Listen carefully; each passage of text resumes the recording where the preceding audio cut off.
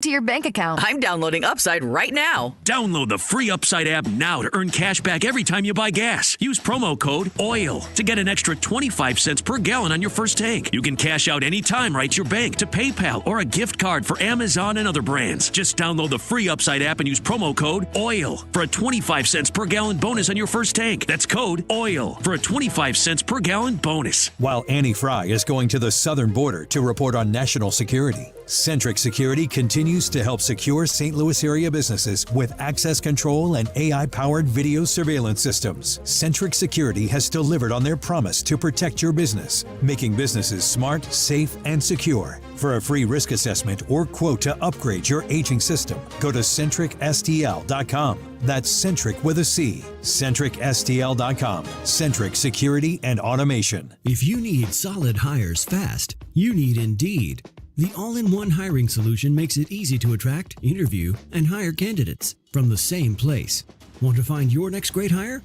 Visit Indeed.com/credit. Join us at Odyssey as we all do our one thing, together millions of things for our planet. Cut up six-pack rings and reduce your use of plastic to keep it out of waterways and oceans. When we each share our one thing, it becomes a million things for our planet. What's your one thing?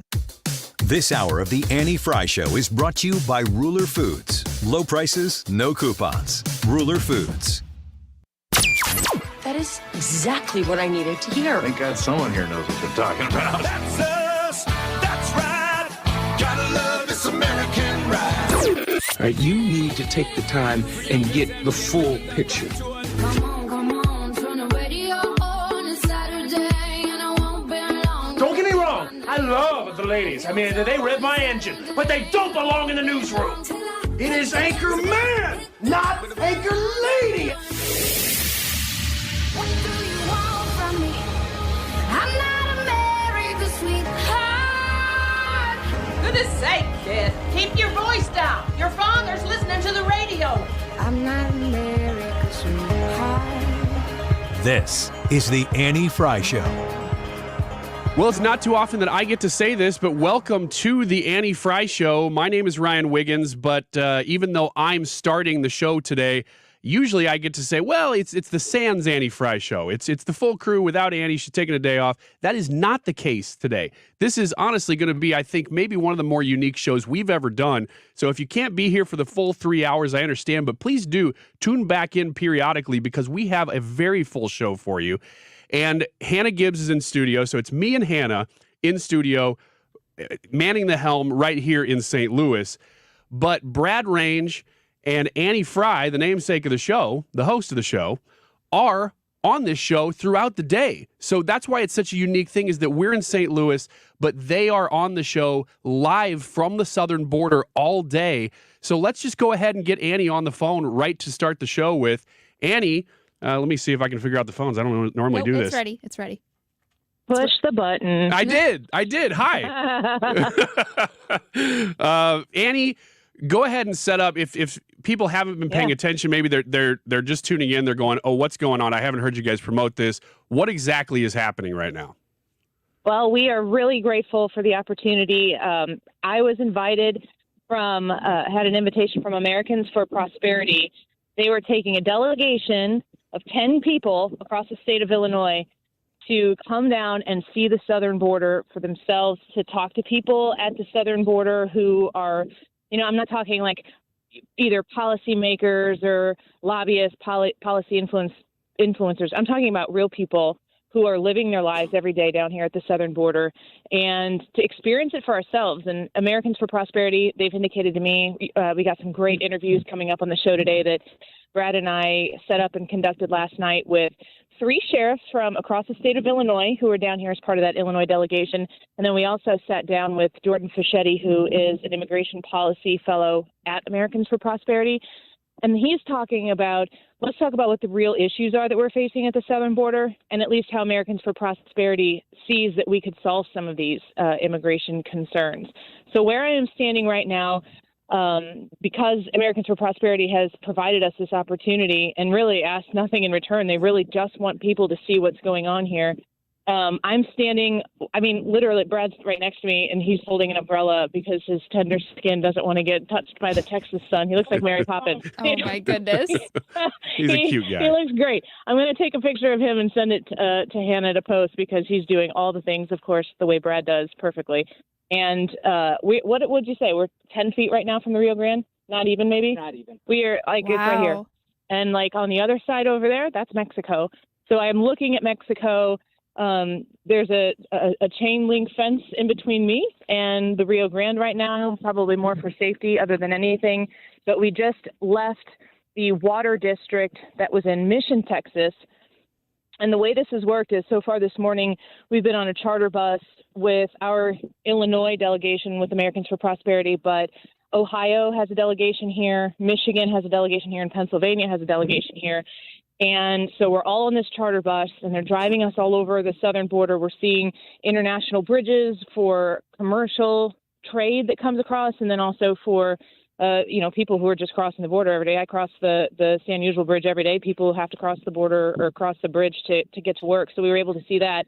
They took us to the water district in Mission, Texas, and it's really amazing to be up close and personal with it because we had to drive through the border wall. So we went south of the border wall to get to where the water district is because it's on the Rio Grande. One of the interesting things they talked about is how, and I think a lot of people, if you sat and thought about this, would completely understand it to be this way, but you don't spend a whole lot of time sitting and thinking about these things. But the border wall isn't the border. The border wall is within the border. And based on, especially in Texas, there's a lot of private land ownership where they're like, no, you're not going to put a border wall straight through my land. So that's a very interesting complication that exists to try to separate Mexico from the United States. There are a lot of nuanced concerns that people have about how to do this right. Of course, there are political differences, but I'll say this. The political differences matter. They're not non-important, but there's a lot more nuance to this when you're seeing it up close and personal that really colors in a lot of the spaces where you say, well, why haven't we done this? Why haven't you done that? I mean, there are literally places where the border wall exists, and then there's 50 yards of open space. And then there's more border wall, and they're like, here's the George Bush border wall, here's the Donald Trump border wall. It's complicated, it's difficult. And then when we drive through the border wall to get to the water district, we listen to the president of the water district. His name is Othel Brand, and it was really compelling. I videoed the whole thing. I think we're going to play it on the show tomorrow. But this is a guy who is dealing with issues every single day that deal with, mostly, it seemed like, Brad, you can nod, cartel center of the problem. It's not necessarily, just all, orphan children who are coming across here. And it's also not all criminals who are coming across here, but cartels are making this problem so much worse than it has to be. And he, leading the water district there, has to figure out how to manage that problem. And he is not a happy camper when it comes to the support he's getting from his federal government to do the job. It's a very dangerous job up close to the Rio Grande. Like we were, literally could have at one point put our toe in the water in the Rio Grande. It gets very dangerous when you get very close. There's a bird right above me. I'm going to step over here. Those Texas birds, I should have warned you ahead of time about those. Yeah. No, that bird, I was in pooping distance of that bird, so I'm stepping aside from that. Brad's got an umbrella. Just stand under it. Not the danger I thought I'd be in standing on the Rio Grande in Texas. It's just very interesting to see how real people are dealing with real problems every day here, and how big and bloated it gets when people discuss it, because it's just red versus blue, Republican versus Democrat. I'll tell you this: I haven't heard any Democrat proposal yet, Democrat Party-based proposal that seems like it's going to fix this problem. But if all we're doing is bickering over who's going to win on the issue, at least in the next 2 years or 4 years, this is never going to get solved, and we're losing our country every day while it happens. Annie, Hannah and I are standing right where you stand every day here in St. Louis, and so you're getting a different experience than most anybody has gotten, especially in our area. I think I'm getting an experience that the Vice President of the United States hasn't had yet. Apparently. It's pretty amazing. Yeah, no red carpets for you, I guess. while you've been there? No red carpets. I think the number one thing that I've been curious about and waiting to talk to you on the air about is to find out, what have you either experienced or realized since you've been there that without having been there, you wouldn't? You know, something that we right here are not going to be able to experience that you have. You know, I'm looking forward to the next portion of this trip, so folks are going to definitely have to stay tuned to hear more about that. I'm going to talk to Mark Reardon, I think in the 5 o'clock hour, so it'll be after that. But then again, tomorrow our plane lands at noon, and we're going to get to the station as fast as we can. But we're going to be going to Catholic Charities place later on this afternoon, and we're going to get the opportunity to volunteer with the Catholic Charities, talk to the immigrants. I'm really interested in the raw stories of like the humans that are involved in this. And the thing that I keep hearing from Americans for Prosperity, and they said like unabashedly, like, we want you to have an open mind when you're here, and we want to tell you about what's going on. We want to show you the real things, and we want you to consider when you come here what you think you know. At the end of all of this, you might be reaffirmed in every position you have. You might have a drastic change of course in how you think about these things. But this is a real human issue, and it's the dramatic part for me is that I do want a Republican to win the presidency, because they're the ones who will even pay attention to the southern border and make sure that our way of life in the United States is protected from bad guys getting here, and understanding how huge of a problem the cartels are. They don't really care about anything other than, you know, the next job and being able to continue doing what it is they're doing. If somebody is trying to do something to suppress the cartels, they adapt very quickly and they modify and they continue on with their business. And if we don't have a working relationship with Mexico, if we're not working to actively pay attention to this, the president of the water district was saying we have to have the will to solve this problem. Right now, we don't have the will to solve the problem. And it's, you know, when I talk about my pro-life issue and how that's a heart issue for me, we have to be willing to embrace the woman who's in a clinic room, who has the choice to make to save a life or to end the life. We have to be willing to embrace and support her in order to get to the part where we save this baby. We have to understand that the issue is bigger than, you know, just pointing our fingers and judging people and you know, trying to make a vocal point that never actually manifests in any solutions. Immigration is the same thing. There are people who want to come here. We are a country of immigrants. We are a nation of immigrants. There needs to be a policy in place, and likely a much better policy than we have right now, that streamlines people who want to come be Americans to understand and respect that system and allow a better process for them to come here. But we have to be able to walk and chew gum and at the same time say, you can't just come in. We have to be willing to say out loud, this is not okay. It's not the people really that seem to be as big of a problem. I'm telling you right now, I'm a mother of 4. If I felt like I had to smuggle my kids into a country to give them a better life, to get away from, you know, drug cartels and crime and danger, I would do anything for my kids. So I look at these families who want to come here, and there's the part of me that's a mother understands that, but this system is not humane. The way people are coming to this country is not good. It's not good for them. It's not good for the country. And right now, it's so shallow what the conversation is around this issue. People don't want to dive in deep. They don't want to have difficult conversations. They don't want to talk across the aisle, because the only thing that matters is the next campaign, the next stump speech, the next election, and we'll never solve it. And in the meantime, just like all of these other issues that we face as a country, it gets worse and worse with each cycle. So I think that the humanity of it is what I've seen so far, but I think I'm really going to get a good dose of in the next few hours here in Texas.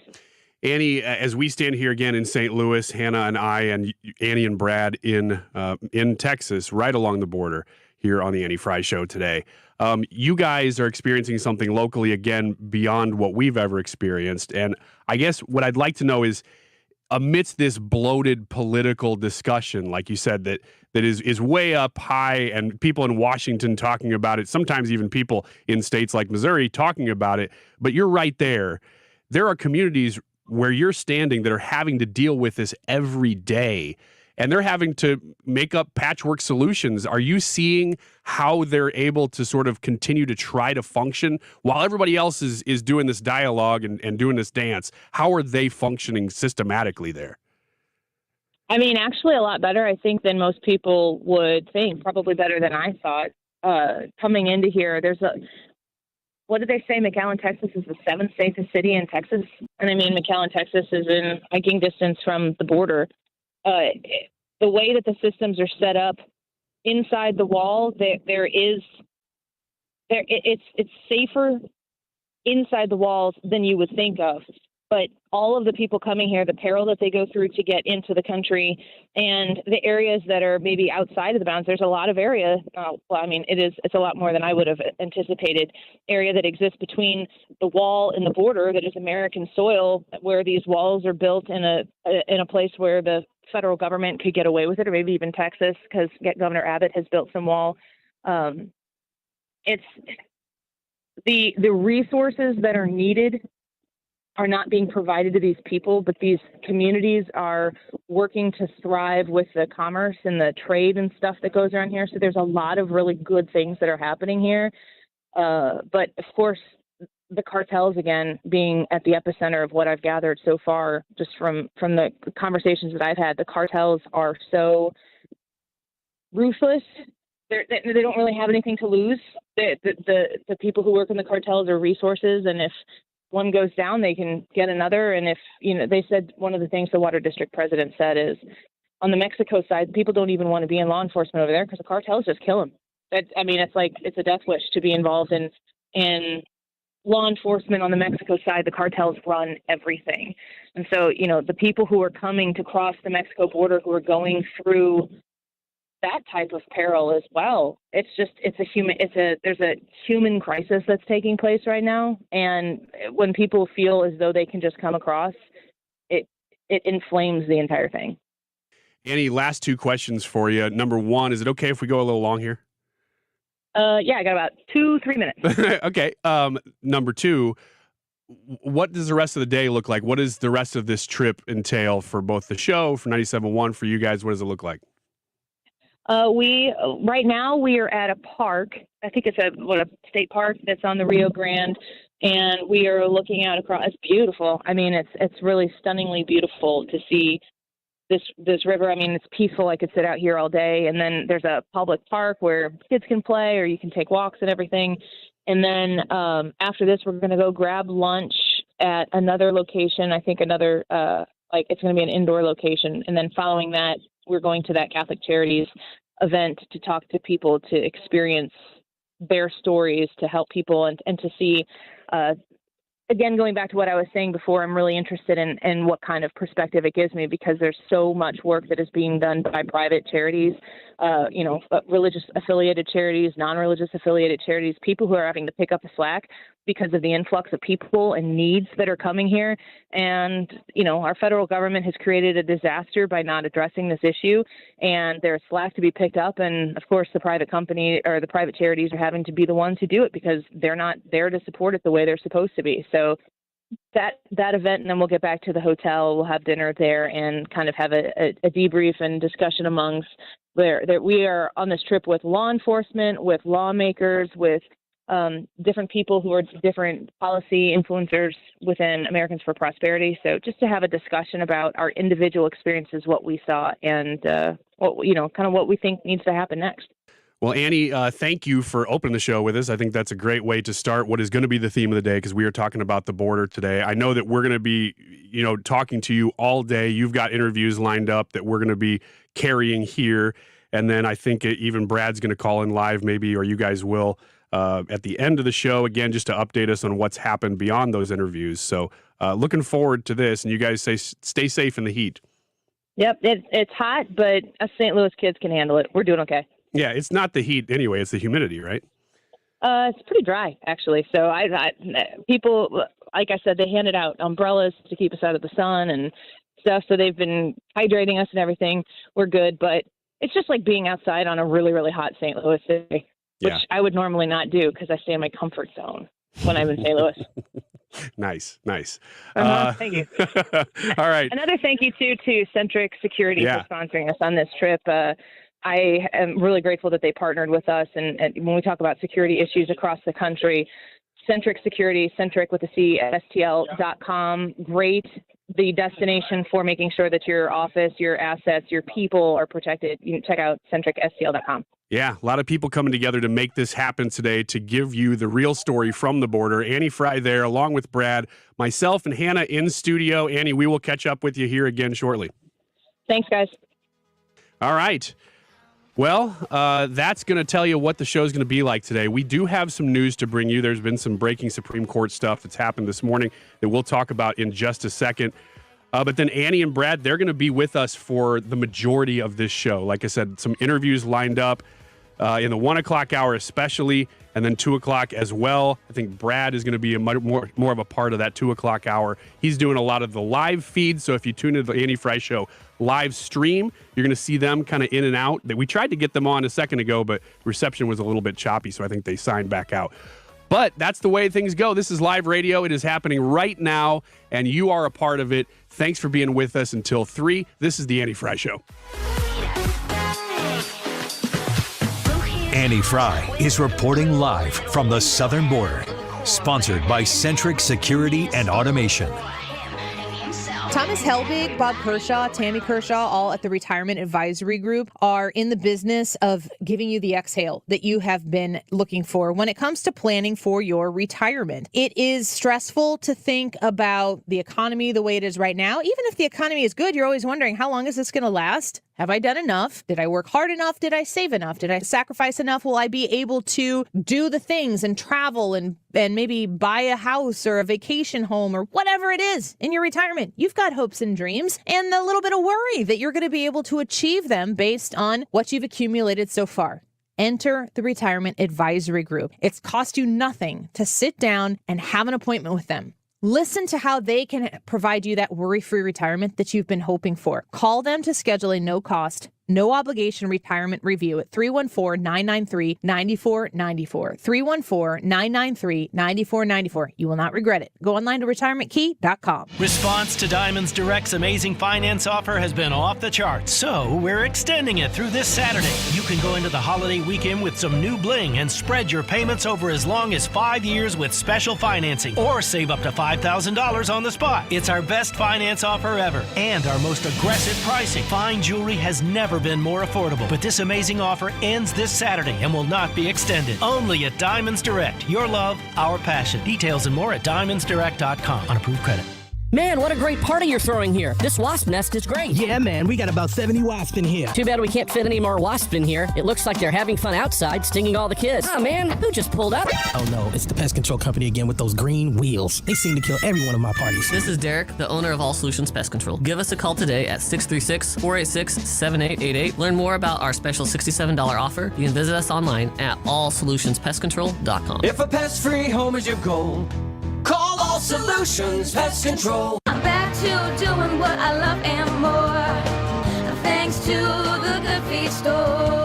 This planet is so incredibly beautiful that I can't get enough of it. I did 950 miles on the Pacific Crest Trail, and Good Feet was with me all the way. Your passion's important, but if your body aches and if your heel feels like you've got a nail stuck in it and won't come out, trust me, it's going to wear you down. The Good Feet store knew what they were talking about and took the time to really dial in what I needed. I hiked 84 miles in the Himalaya and to do it pain-free. You think I'm not grateful for Good Feet? Get ready for your summer adventures. Come to the Good Feet store today. Call 314-317-9494 or visit one of our 2 locations on Olive west of I-270 in the Plaza with Subway or in Shiloh, Illinois across from Deerbergs. Thanks to the Good Feet store. Individual results may vary. Consult your physician for medical conditions. Visit the website goodfeetstlewis.com. You deserve comfort in your life. Come in for your free test walk today. There are a lot of smart business people out there making smart decisions by getting Rhino Shield. The latest one, the Central Illinois Illinois Care Services.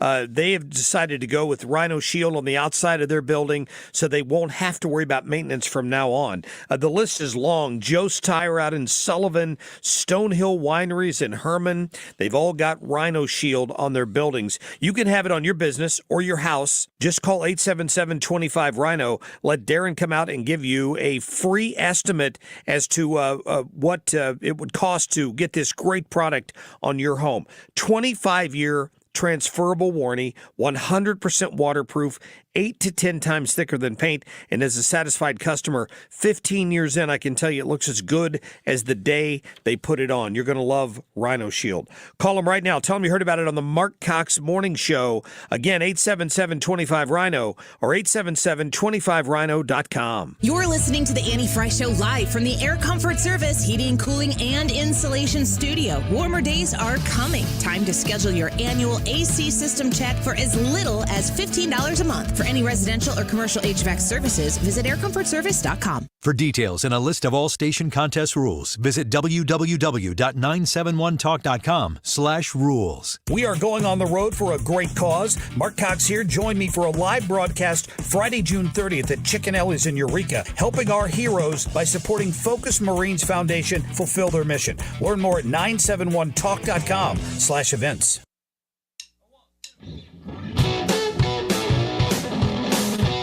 You're listening to The Annie Fry Show on St. Louis's home for conservative talk.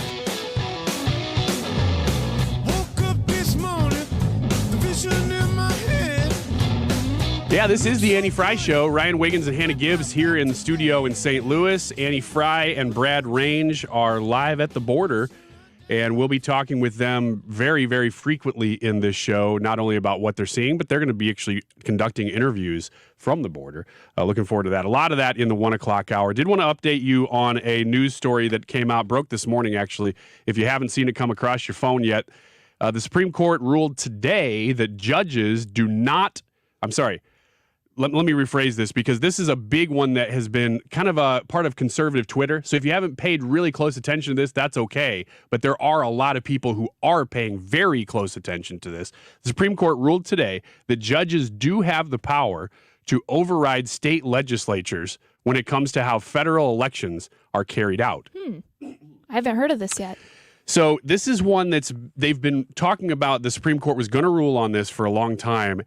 And I would say those who are constitutional originalists were looking at this and saying state legislatures should have the power to do pretty much whatever they want with elections. They're elected by the people, and then they should not have to answer to judges because that's not explicit in the Constitution. But the problem was it was a little bit gray because the way it's written didn't say that they couldn't do that. It just gave them the power to do that and then didn't say any further. So there was a lot at stake here. At issue in Moore versus Harper was a constitutional dispute. And here's the real case, but it applies to a lot more. A constitutional dispute over the power of a state court to regulate federal elections. In this case, gerrymandered redistricting maps. Some state lawmakers, and this is in North Carolina, were seeking a favorable interpretation of the, quote, independent state legislature, ISL theory. This is why it gets really deep, right, Hannah? This independent state legislature theory asking for near total control over regulation of federal elections for president and members of Congress. Now, the Constitution does give them that power, but it was a question as to, is there any check on that power?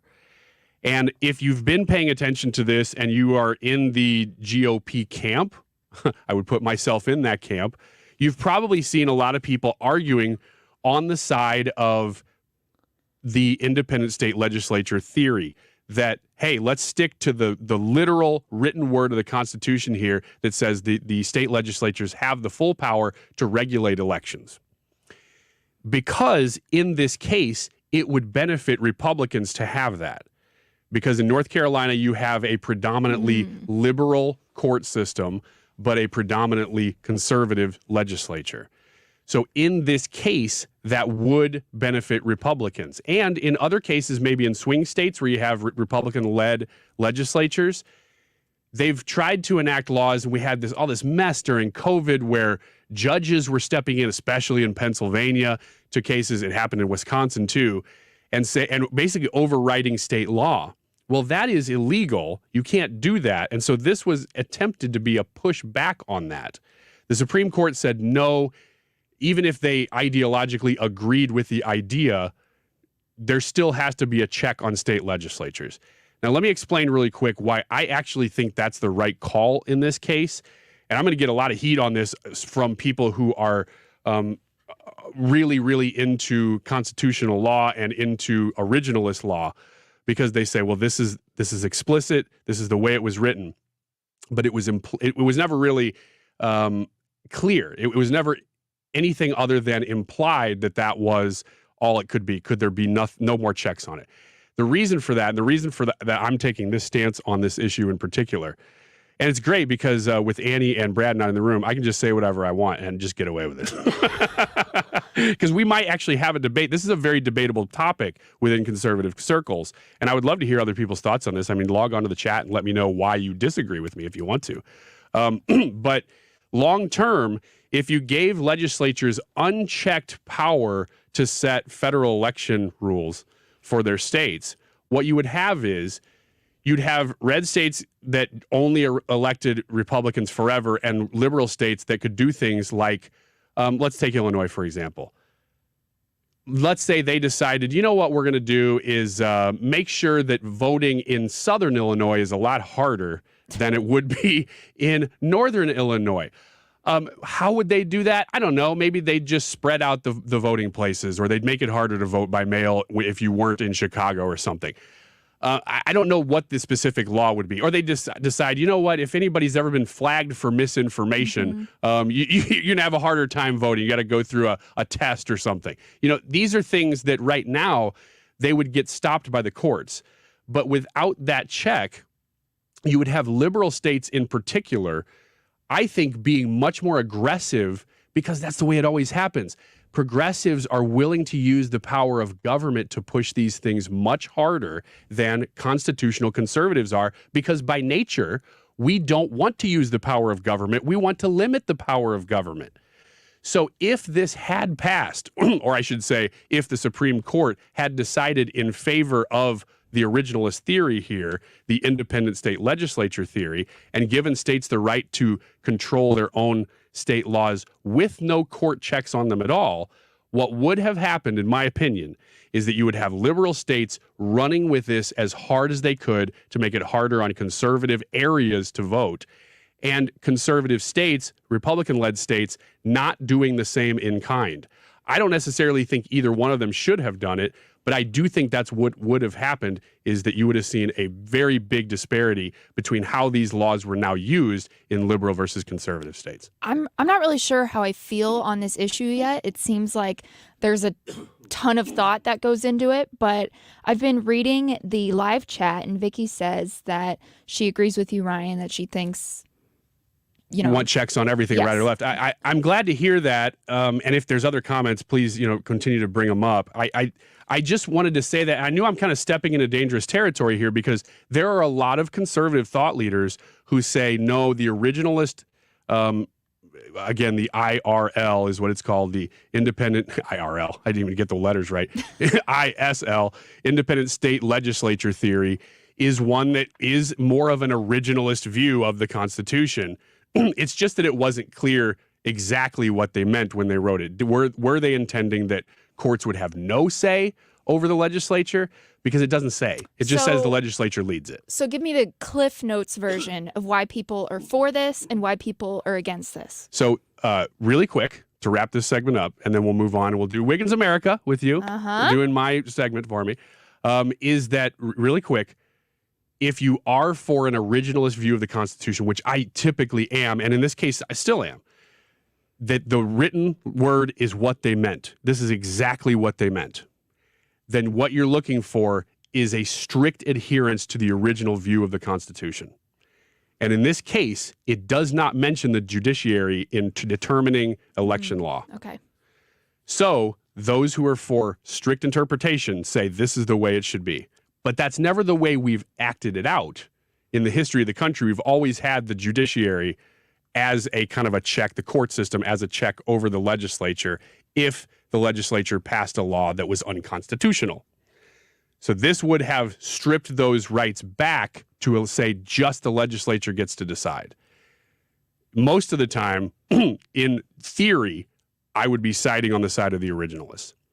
In this case, I am siding on the side of having checks and balances simply because I believe that liberal states would run amok if given the chance to use this. I agree. You, of course, because I got to present it very well with no pushback from anybody in the room. So if you're not familiar with, if you're just tuning in, if you're not familiar with what's going on today, Annie Fry, who is the host of this show, and Brad Range, who's usually the executive producer, well, he still is, are not here We didn't today. take away We didn't his take role. away his job. We're just the ones in studio. Hannah and I are in studio today. Annie and Brad are at the southern border. If you want to rewind on the Odyssey app, you can actually listen to the first segment.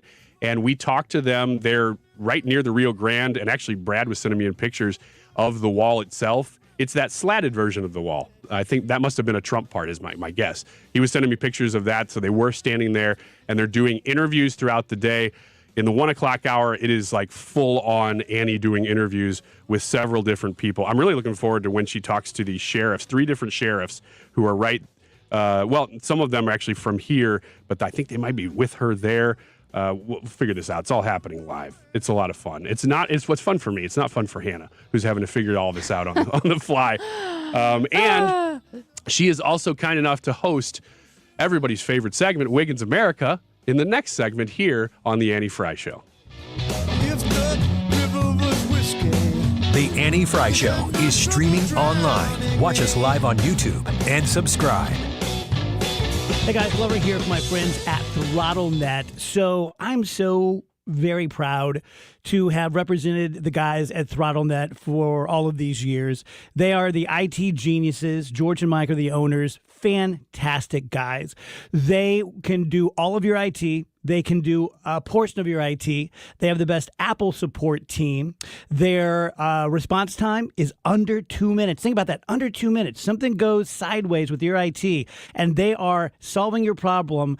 And they're solving your problem within 2 minutes. Now, let's talk about cybersecurity.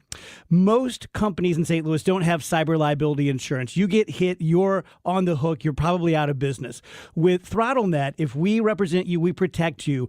The first $500,000 that someone hits you for, which isn't going to happen, but if it does, we pay it. $500,000. That's what you're covered for with ThrottleNet. Go to throttlenet.com/DGS for all the information. While Annie Fry is going to the southern border to report on national security, Centric Security continues to help secure St. Louis area businesses with access control and AI-powered video surveillance systems. Centric Security has delivered on their promise to protect your business, making businesses smart, safe, and secure. For a free risk assessment or quote to upgrade your aging system, go to CentricSTL.com. That's Centric with a C. CentricSTL.com. Centric Security and Automation. This is a special alert to all Americans who own a vehicle with less than 200,000 miles with an auto warranty about to expire or with no warranty coverage at all. Due to a decline in the economy, CarShield is announcing a low-cost month-to-month vehicle protection plan that is now available to the public to save any driver out-of-pocket expenses on future auto repairs. Call now to find out how you can pay almost nothing for covered auto repairs. Yes, you heard that correctly. Pay almost nothing for covered auto repairs. An open phone line has been established for all drivers to call for a free quick quote. Call 800-652-5241 now. Drivers who are covered will not have to pay for covered repairs again. This protection plan is at an all-time low. Additionally, drivers who activate this vehicle protection today will also receive free roadside assistance, free towing, and car rental options at no additional cost. Call us for your free quick quote today.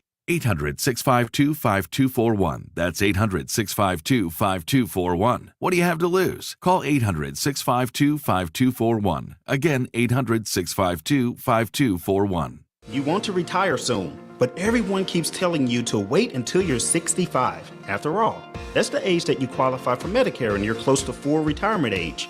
I'm Marvin Mitchell, president of Compass Retirement Solutions. In my new book, Retire Early, The 9 Critical Decisions When Retiring Before 65, I discuss proper planning to help make early retirement possible. When to take Social Security, what to do with your 401k, health care, how to maximize retirement income, and much more. Get a complimentary copy of Retire Early by calling 1-800-743-8510. That's 1-800-743-8510.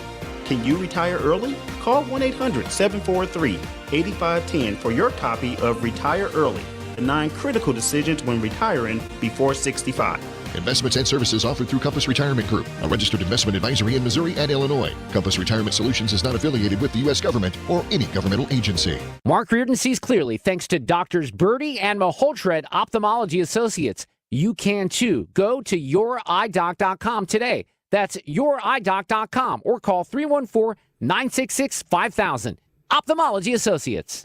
This is Hannah, and I'm wanting you to stay tuned for the next segment. I am taking over Wiggins America, so make sure you stick around for that. The time is 12:45. This update is sponsored by Jerry Kelly Heating and Air Conditioning. It's time for a $98 AC tune-up. Fact-checking the mainstream media daily. St. Louis's home for conservative talk. You found it here. 97.1 FM Talk.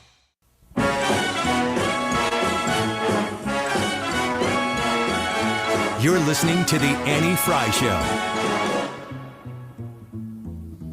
If you're blue and you don't know. Man, what a show this is. This is a wild show. Even when I fill in, it's usually kind of wild when I fill in because I don't know what I'm doing. Oh, great. I hope our boss tunes in right there. But, this isn't just a, hey, Wiggins is filling in for Annie Day or the crew takes over sans Annie Fry show or whatever we call it.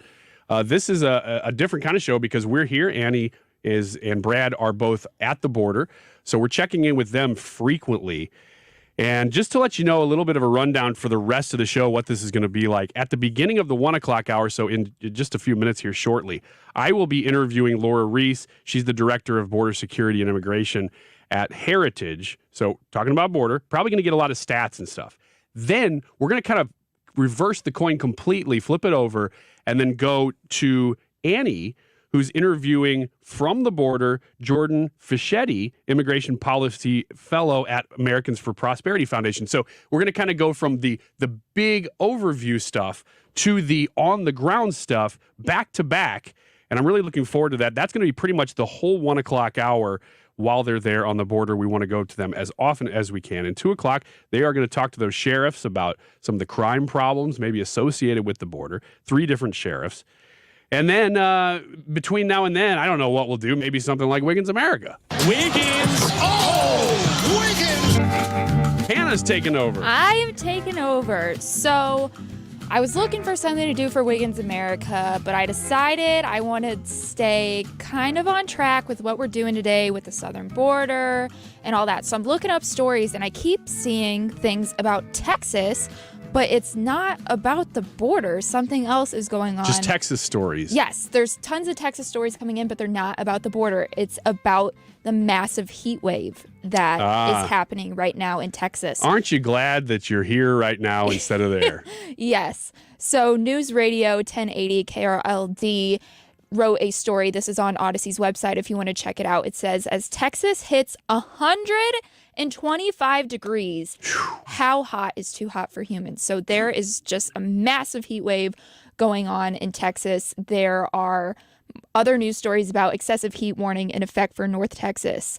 So there's a heat advisory going on, warning, crazy stuff happening in Texas. There was another article that I found, but I don't think I'm going to bring it up. It's sad. It's something that has to do with the San Antonio airport. So something crazy happened there, but it was a little depressing, so I didn't want to bring it up. So, I mean, let me see some of these stats here that are coming up about Texas. I mean, there's like barely any rain. Well, it's 83 right now here. Straight just so you know. Heat. Yeah. And Annie and Brad are at, as I understand it, they are at almost the southernmost point of the United States in Texas. So I don't know exactly where that heat is the worst, but I would imagine that would be real close to it. You're not going to get much hotter than the southernmost point of Texas. Yeah. So if you're in your car right now in St. Louis and you're frustrated because you're hot, it's 84 degrees. Think about Brad and Annie right now who are out in the 100-plus straight sun Texas heat. High of 87 today. I probably should have looked up what Missouri's heat, like the highest it's ever been, but Texas is hitting a record this week. I feel like we have had a very, very nice, I mean, it is technically summer now, but I feel like we've had a nice long spring in St. Louis. While it is getting hot, I mean, it's June, it's almost July, so it should be hot. But I just said it's 83 outside right now. That even feels cool to me, doesn't it to you? Yeah, I mean, it's late June and we're hitting 83, so that's good. So it says just this week, San Angelo broke its previous high mark when the thermometers topped at 114 degrees, 3 degrees hotter than the previous record of 111, according to the National Weather Service. So they are breaking records, of course, while Annie and Brad are down in Texas. So I just think that is wild. Have you ever been in a situation where it's that hot outside? I've never actually been. No, that's not true. I've been to Houston for one day, but it was like a fly in, do a conference, fly out day. So I've never really experienced like crazy heat. Florida probably has been the worst. I'm looking at a map right now. McAllen, Texas, which is where Annie and Brad are at the moment, really is about as far south in the United States as you can get. I mean, if you want to split hairs, you could maybe go like just a tiny bit more toward the ocean because they're inland a little bit, but they are down below Corpus Christi. They're right near Matamoros, Mexico, which if you know where that's at, that's like you know, you know. Yeah, if you know, you know.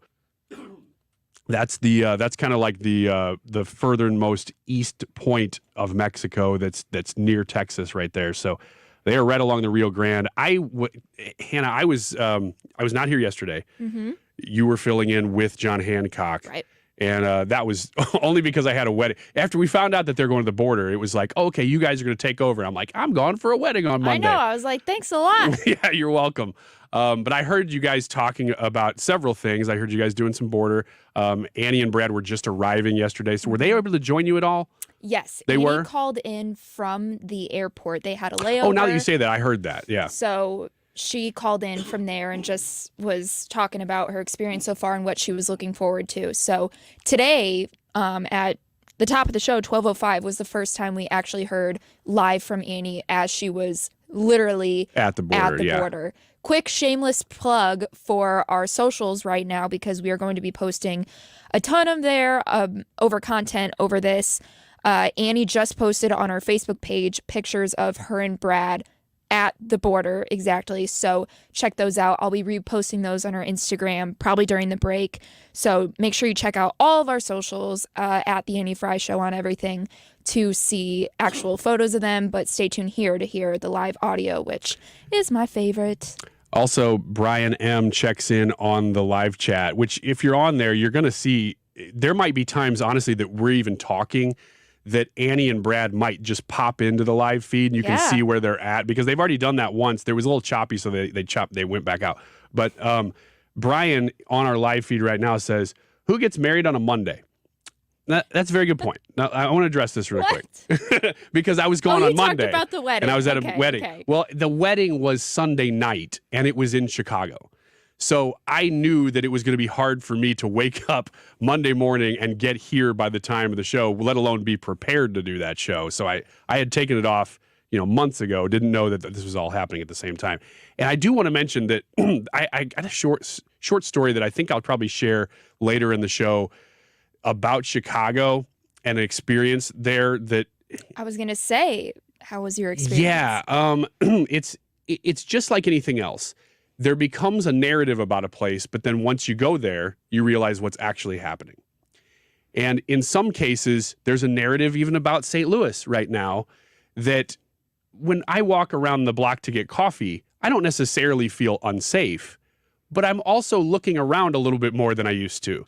Mm-hmm. So there's kind of like the reality of the story and the story are not quite always the same thing. Annie was saying that in the first segment here. When she's at the border, it's not necessarily that everything that has been being reported is false. It's that when you experience the day-to-day, it's not the same picture as being painted. Right. And that's why she's there. I mean, it's literally why they're there, is to find out what is the reality. What are the actual problems? How do you solve those problems? how are communities dealing with it in the process? She's going to be talking to some people who I think maybe are illegal immigrants. I'm not sure. She said she was going to be at Catholic Charities later today. Mm-hmm. So who she's talking to, I'm not sure, but I think they're housing a lot of these people coming across the border illegally. I believe they're actual migrants themselves Illegal that she's going to okay. be talking to. Just to find out, like, what's your story? Like, why did you do this? What was it like? Did you have to pay cartels? You know, I don't know exactly what that's going to be like, but I'm really looking forward to it. But the same thing was true when I was in Chicago, that there is a narrative and then there is the reality. And part of it is that Chicago's a beautiful city. So is St. Louis. Yes. But I was driving Lakeshore Drive. We had to go to the wedding during the day, so I'm driving it during the day. And I wasn't trying to drive Lakeshore Drive. It just happened to be the route that the map took me down. And it's beautiful. It's so gorgeous. And there's so many people out walking around. They're on the beach. They're riding their bikes and stuff. I mean, it's a June day. It was a weekend day in the Midwest. You know, it's a nice time to go do things. On the way home, back, I drove that same strip, Lakeshore Drive, at night. And it was gorgeous. Again, a different view because now it's about the cityscape and it's about the lights and it's just amazing looking. And there's such a buzz going on all the time. Yet at the same time of experiencing, like, oh gosh, we talk about Chicago being this hellhole, but at the same time I'm driving through, I'm going, this is beautiful. This is amazing.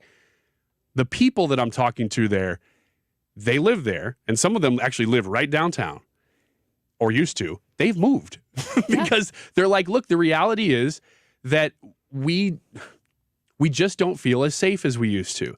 And a lot of the people that I was talking to, they didn't know that I was a radio host or a conservative for that matter. So they weren't telling me things like, oh, I know that you're a conservative, so I know you're safe. Yeah, I know I'm safe telling you this.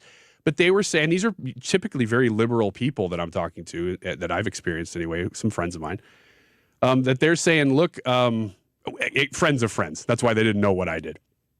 They're saying, we don't really want to come into the city as much as we used to at certain times because it just feels more dangerous. And they were talking about the mayor. They were talking about Brandon Johnson and saying, man, this guy, I just don't get it. Why we've had these problems under Lori Lightfoot, and now we're going to have worse crime with this guy who doesn't want to do anything. I mean, it's the same stuff we've been talking about, but they're literally living it. And these people are not conservative. You know, we're not trying to like create a narrative to benefit our political side. Real people. This is really happening. Living their lives. And that's the whole point of really today is not just talking about Chicago and some random wedding I was at, but talking about all of these things happening across our country, talking about the border today, especially with Annie and Brad being there, giving us the real story of what's happening on the border. Not political reporting, real on-the-ground reporting that's happening throughout the day. As I said, the 1 o'clock hour is full. I've got an interview at the beginning of 1, and then Annie's taking over for a couple interviews for a few segments in the show from Texas. So stick around. It's going to be great stuff, and it's going to be real. I promise you that. Stick around. It's next on the Annie Fry Show. Strolling up the avenue, so happy, all dressed up just like an English chappie. While Annie Fry is going to the southern border to report on national security, Centric Security continues to help secure St. Louis area businesses with access control and AI-powered video surveillance systems. Centric Security has delivered on their promise to protect your business, making businesses smart, safe, and secure. For a free risk assessment or quote to upgrade your aging system, go to CentricSTL.com. That's Centric with a C. CentricSTL.com. Centric Security and Automation. Hi, this is Brian with Velocity Home Buyers, and I buy houses cash. If you own a house and want to sell it fast at a fair price, call me at 314-782-3333. I can pay cash and close in as little as 7 days. I buy houses in any condition and any price range in the St. Louis area. I'm a private real estate investor who buys several houses a month, and I want to buy more. I buy inherited houses, divorce houses, behind in payment houses. I even buy my tenant won't pay me the rent houses. Do you own a house that needs updating, but you don't have the time or money for it? Great, because I love buying outdated houses. I buy vacant houses, job relocation houses, and foreclosure houses. If you own a house and want to sell it fast, call me at 314-782-3333. That's 314-782-3333. If you want to lose weight, I've got a great idea for you. Mark Cox here for my friends at Victory Men's Health. They're now offering FDA-approved semaglutide. They have tremendous results with this medication. The average patient loses 15% of their body weight. Men and women can get semaglutide from Victory Men's Health at any of their 3 locations. Be sure and book your appointment today online at victorymenshealth.com. KFTK FM Florissant. From the Under Law Injury Lawyers, GetJim.com studio. 97.1 FM Talk. Always live on the free Odyssey app.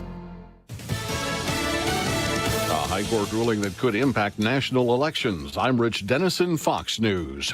The Supreme Court today ruling North Carolina's top court did not overstep its bounds in striking down a Republican-drawn congressional districting plan as excessively partisan under state law. There was this argument by the legislators saying only we get to decide. State courts don't get to decide. Only we get to write these districts based on that constitutional clause that talks about things about elections are set to state legislatures. But in ruling against that today, the court actually came together and said if the state legislature draws a bunch of districts and there are legitimate legal objections to them, state courts can look at them and say, no, that's not good. The state legislature doesn't have unfettered authority to draw the lines wherever they like. Fox's Shannon Bream. Authorities in Russia say they have closed a criminal investigation into the armed rebellion led by mercenary chief Yevgeny Prigozhin, with no charges against him or any of the other participants. The Democratic chairman of a Senate panel on Homeland Security says the FBI and DHS downplayed or ignored a significant amount of intelligence information leading up to the January 6th storming of the U.S. Capitol. The report says the agencies knew about many social media posts that warned of a possible attack, as well as an FBI tip that members of the Proud Boys had a plan to, quote, literally kill people. It goes on to say the intelligence community has not entirely reformed to focus on threats within the U.S. over international terrorism. DHS and the FBI releasing separate statements saying that changes have been made since the attack, including the FBI saying it has increased its focus on faster information sharing. Fox's Ryan Schmelz. Ohio prosecutors announcing murder charges against a woman in the death of her 16-month-old daughter. Authorities say the child was left alone for 10 days while the mother went to Detroit and Puerto Rico on vacation. America is listening to Fox News. Hi, I'm Martha Stewart. Every year, more than 4 million pets enter shelters here in the United States. My friends at American Humane have been helping animals since 1877. The goal is to ensure that pets have a safe shelter, especially during natural disasters. Adopting a shelter pet allows shelters to help more animals awaiting care. Please consider adopting today and take some time to learn more about American Humane's other work at americanhumane.org. Here's something you've never heard before. Stop. This is Simply Safe. Introducing 24/7 Lifeguard Protection, only from Simply Safe Home Security. Now, monitoring agents can see and speak to intruders through our new indoor camera to help stop crime in real time and for fast police response. Get 20% off any new system with Fast Protect monitoring at simplysafe.com/radio. Advanced Home Security, 24/7 professional monitoring for less than $1 a day. There's no safe like Simply Safe.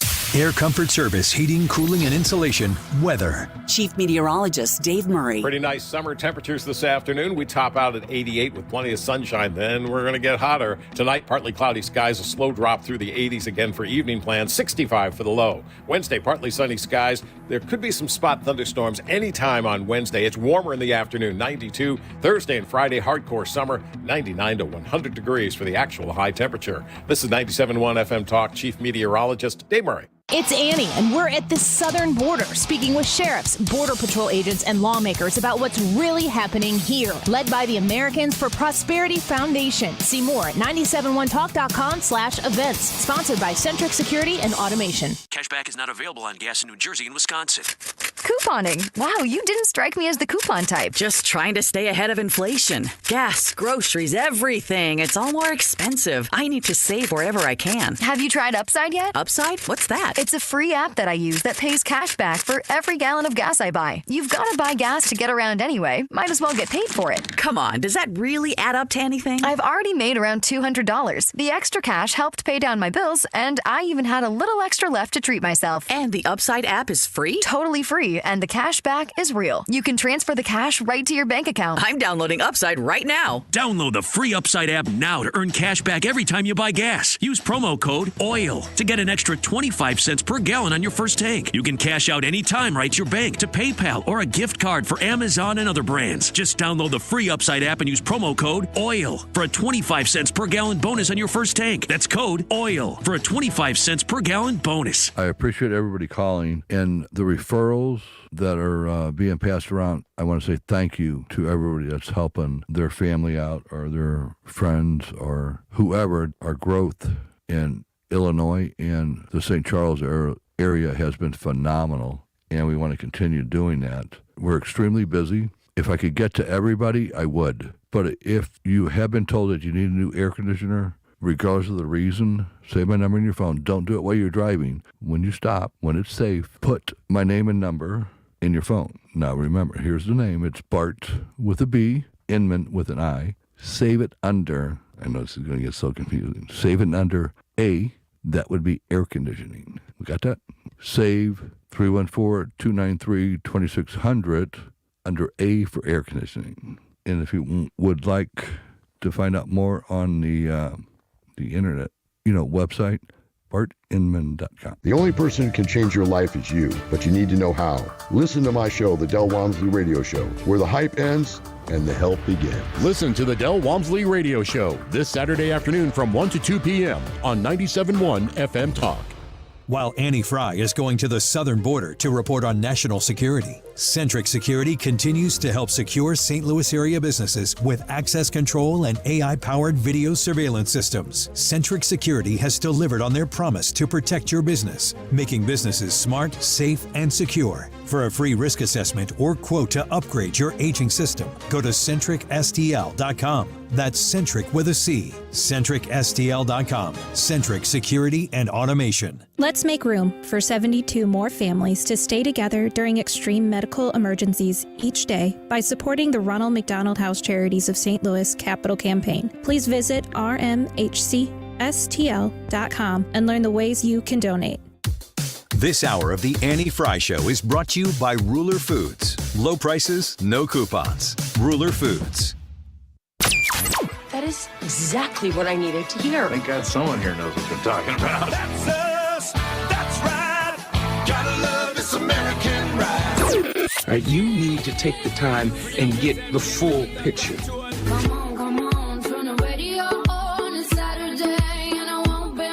Don't get me wrong. I love the ladies. I mean, they rev my engine, but they don't belong in the newsroom.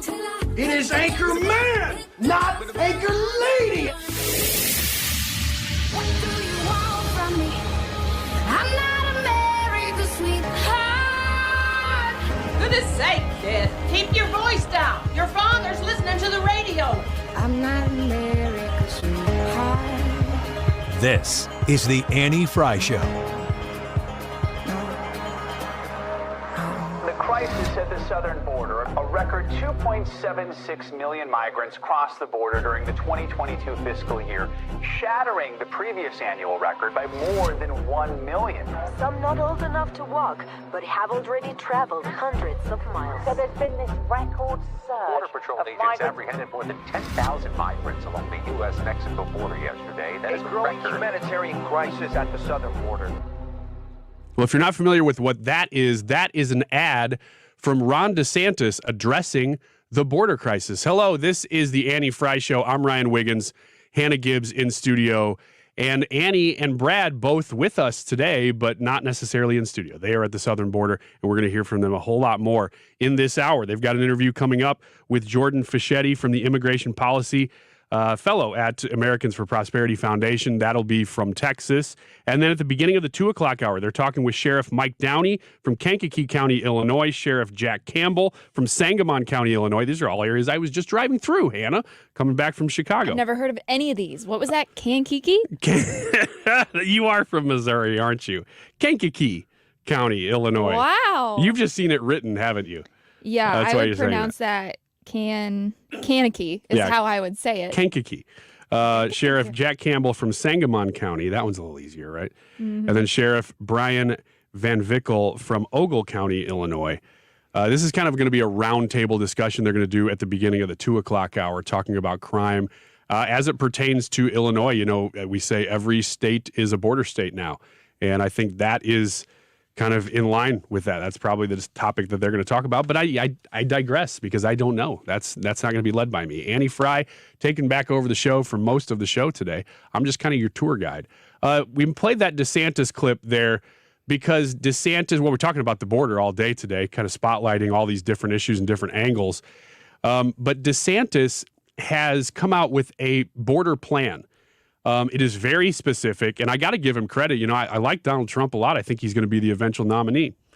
But DeSantis, he comes out with a little bit more concrete things on this.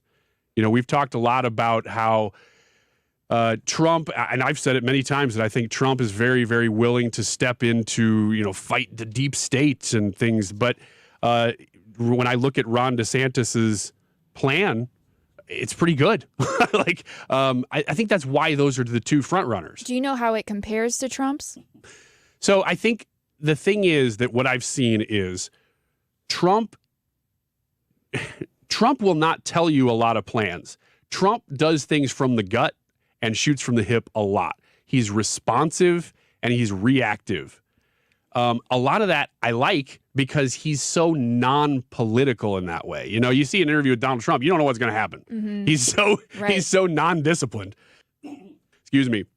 That it does make him fun to listen to, and it's one of his greatest strengths that he's able to break through the noise of typical news and say things a lot of times that are way off color, that break through, that the average person hears, that they may go, oh, I don't like the way he said that, but the message still kind of gets through. Whereas DeSantis is, policy-wise, I would say, really close to being the same as Trump, thinking outside the box, doing things that you don't normally do. That's different, you think? But the way that they handle messaging those things is very, very different. And I've said it many times that I think Trump, one of the reasons that he draws out voters that don't normally vote is because of that. Whereas DeSantis, maybe he may get the vote from people who would normally go, I'm just so tired of Donald Trump. But DeSantis has the same policy. I kind of like him. Maybe I'll do that.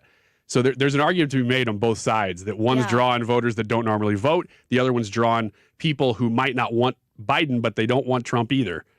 So they might vote for DeSantis. Do you know of any stark policies that Trump and DeSantis do not, like, they don't have the same? Is there anything that you know distinctly? I know I'm kind of throwing you on the spot here, fine. But this anything is my job. Distinctly that Trump and not Biden, Trump and DeSantis. There are some differences between Biden and Trump. We got a whole list of those. Long, but it's a good question. Trump and DeSantis have differently. Yeah, there's at least one that comes to mind, because there are some minor things. The biggest one is that DeSantis is actually running to the right of Trump on abortion right now. And I'll explain. So Trump has already said that I'm the number one pro-life president in the history of the country. I mean, it's typical of Trump. And he has the record to back it up. He said, when I get elected, I'm going to elect pro-life Supreme Court justices that will overturn Roe versus Wade, essentially, and it happened. I mean, he's got the record to show for it, for sure. He also has said that as such, the point of overturning Roe versus Wade was to send that law back to the states, which is where it should have been the whole time, that it never should have left a state's issue. It never should have become a federal issue. Now, DeSantis has decided that he's going to run to the right of that, though, and say that he would enact federal legislation that limits abortion. I don't know, and maybe he's already said, and I just haven't seen, what that legislation would be. Maybe he's kind of keeping it vague because he knows he'd have to work with people to get it done. But that is a big difference between them right now, especially on an issue like abortion, because abortion is a highly divisive issue. And I guarantee you, if not the biggest. I mean, it might, people say, and I don't know because there's so much data out there. I love polls. I love data. I love digging through you it. love the poll. I love the poll. Throw that in for Annie. Look, I swing around the polls all the time. But there's so much data about the 2022 midterms that you really can't pin down what happened. People will say it's young voters. And people say it's young voters because they turned out to vote for student debt relief. It's young voters because they turned out to vote for abortion. It has to be for Roe v. Wade.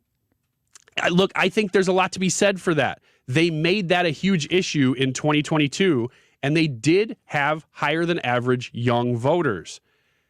We don't know if all those young voters voted because of Roe versus Wade or if they voted Democrat, but they tend to skew more Democrat when they're younger. Right, Hannah, as a young voter? But all that said, there's still other data that says, but it had to do with mail-in voting. It had to do with turnout. It had to do with the fact that Republicans were not willing to engage people early in the voting process because they said it's all election day. You know, there's a lot of angles on 2022 that are not conclusive, in my opinion. But I can guarantee you one thing. In 2024, you are going to hear about abortion more than you would like. Whether you are, and I don't care which side of the aisle you're on, I don't care where you stand on the issue. The people who have money, who affect politics, are going to make sure you're paying attention to that issue because they think it benefits Democrats. And because of that, because it will be top of mind, Republicans will be responding to it. So it's not as much in the news. It has been the last couple of weeks because of the 1-year anniversary of the overturn of Roe versus Wade. But after this, it's going to kind of fade. And it's not going to go away. Like, we're going to have a grace period here where they're not going to be spending all that money. But eventually, like probably right around the time when primary season is ending, you're going to see abortion become all over the place because Democrats think it's a winning issue for them. Now, that said, DeSantis is, I think, taking a gamble of running to the right of Trump on that issue. That's risky, but he is, back to a broader perspective here on DeSantis. The reason I even brought this up and played that clip at the beginning of this segment is because DeSantis is talking about the border in very specific terms right now.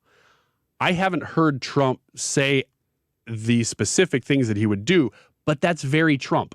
Even during the debates in 2016, he would say, trust me, you're going to like it. He wants you to keep wanting more. Yeah. Stick around. You don't think I got a plan for the economy? Trust me, I got a plan for the economy. And then he actually would do it. Yeah, I know. Like versus 2016, he now has a record to show that he can say that and mean it. Whereas DeSantis, I think, is coming out with specifics, and I really like some of this stuff. And we're talking about the border today, which is why I bring this up. DeSantis said that he would, in his plan, which is called No Excuses, he would fully deputize state and local governments to enforce immigration laws. Right now, that is not the case. You have to have immigration and customs agents to do this. He said he would make basically anybody who wants it, and it sounds like anybody, deputize state and local governments to do the job of Border Patrol. He also pledged to punish sanctuary jurisdictions by withholding funding if they did not agree to cooperate with immigration enforcement. These are national laws, by the way. This isn't like him going rogue. This isn't DeSantis deciding to go against the grain. He's enforcing existing law. He's trying to figure out how to enforce it better because so many people are going against the law. The other couple things that he says in his No Excuses plan is that he wants to work with a plan that focuses on the border wall, cartels, and working with states to address the immigration crisis. The biggest change is that he wants to enact ending birthright citizenship for illegal immigrants. Now, that's a pretty big deal. You can only do that as president. You can't do that. Some of these things he can do just in Florida. But that he would have to do as a president because it is a federal policy. And it is actually one of the stranger federal policies in the world. Most nations don't have birthright citizenship. America is unique in that. He says that has got to end because all of these incentives are just becoming too much. I mean, part of the incentives happened on January 21st, 2021, when Biden took office. I'm looking at a graph right now. Illegal border crossings shot up immediately, not because of the law changes, but because of incentives. We're going to take a short break right now. We're going to get back to Annie Fry. Actually, this is the Annie Fry Show. I'm Ryan Wiggins filling in. Hannah Gibbs in studio, but Annie and Brad are on the border. We've got an interview that she is going to conduct from Texas, from the border, McAllen, Texas, with Jordan Fishetti, Immigration Policy Fellow at Americans for Prosperity Foundation. That is coming up next from the border here on the Annie Fry Show.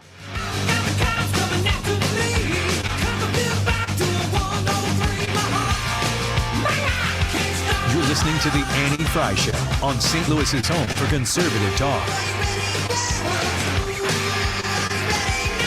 Hey, it's Tom Ackerman. Where do you go for your annual eye health examination? Ophthalmology Associates, of course. Doctors Greg Birdie and Ranjan Malhotra. Dr. Robert Bersati, he's the one I saw. Or Dr. Andrew Royer. They are available to you and are there to take care of all your vision needs at Ophthalmology Associates. They're on Manchester Road, a half mile west of 270. Your vision is their business at Ophthalmology Associates. In fact, many of their patients are doctors themselves. That's why they call themselves the doctors, Ophthalmology Associates.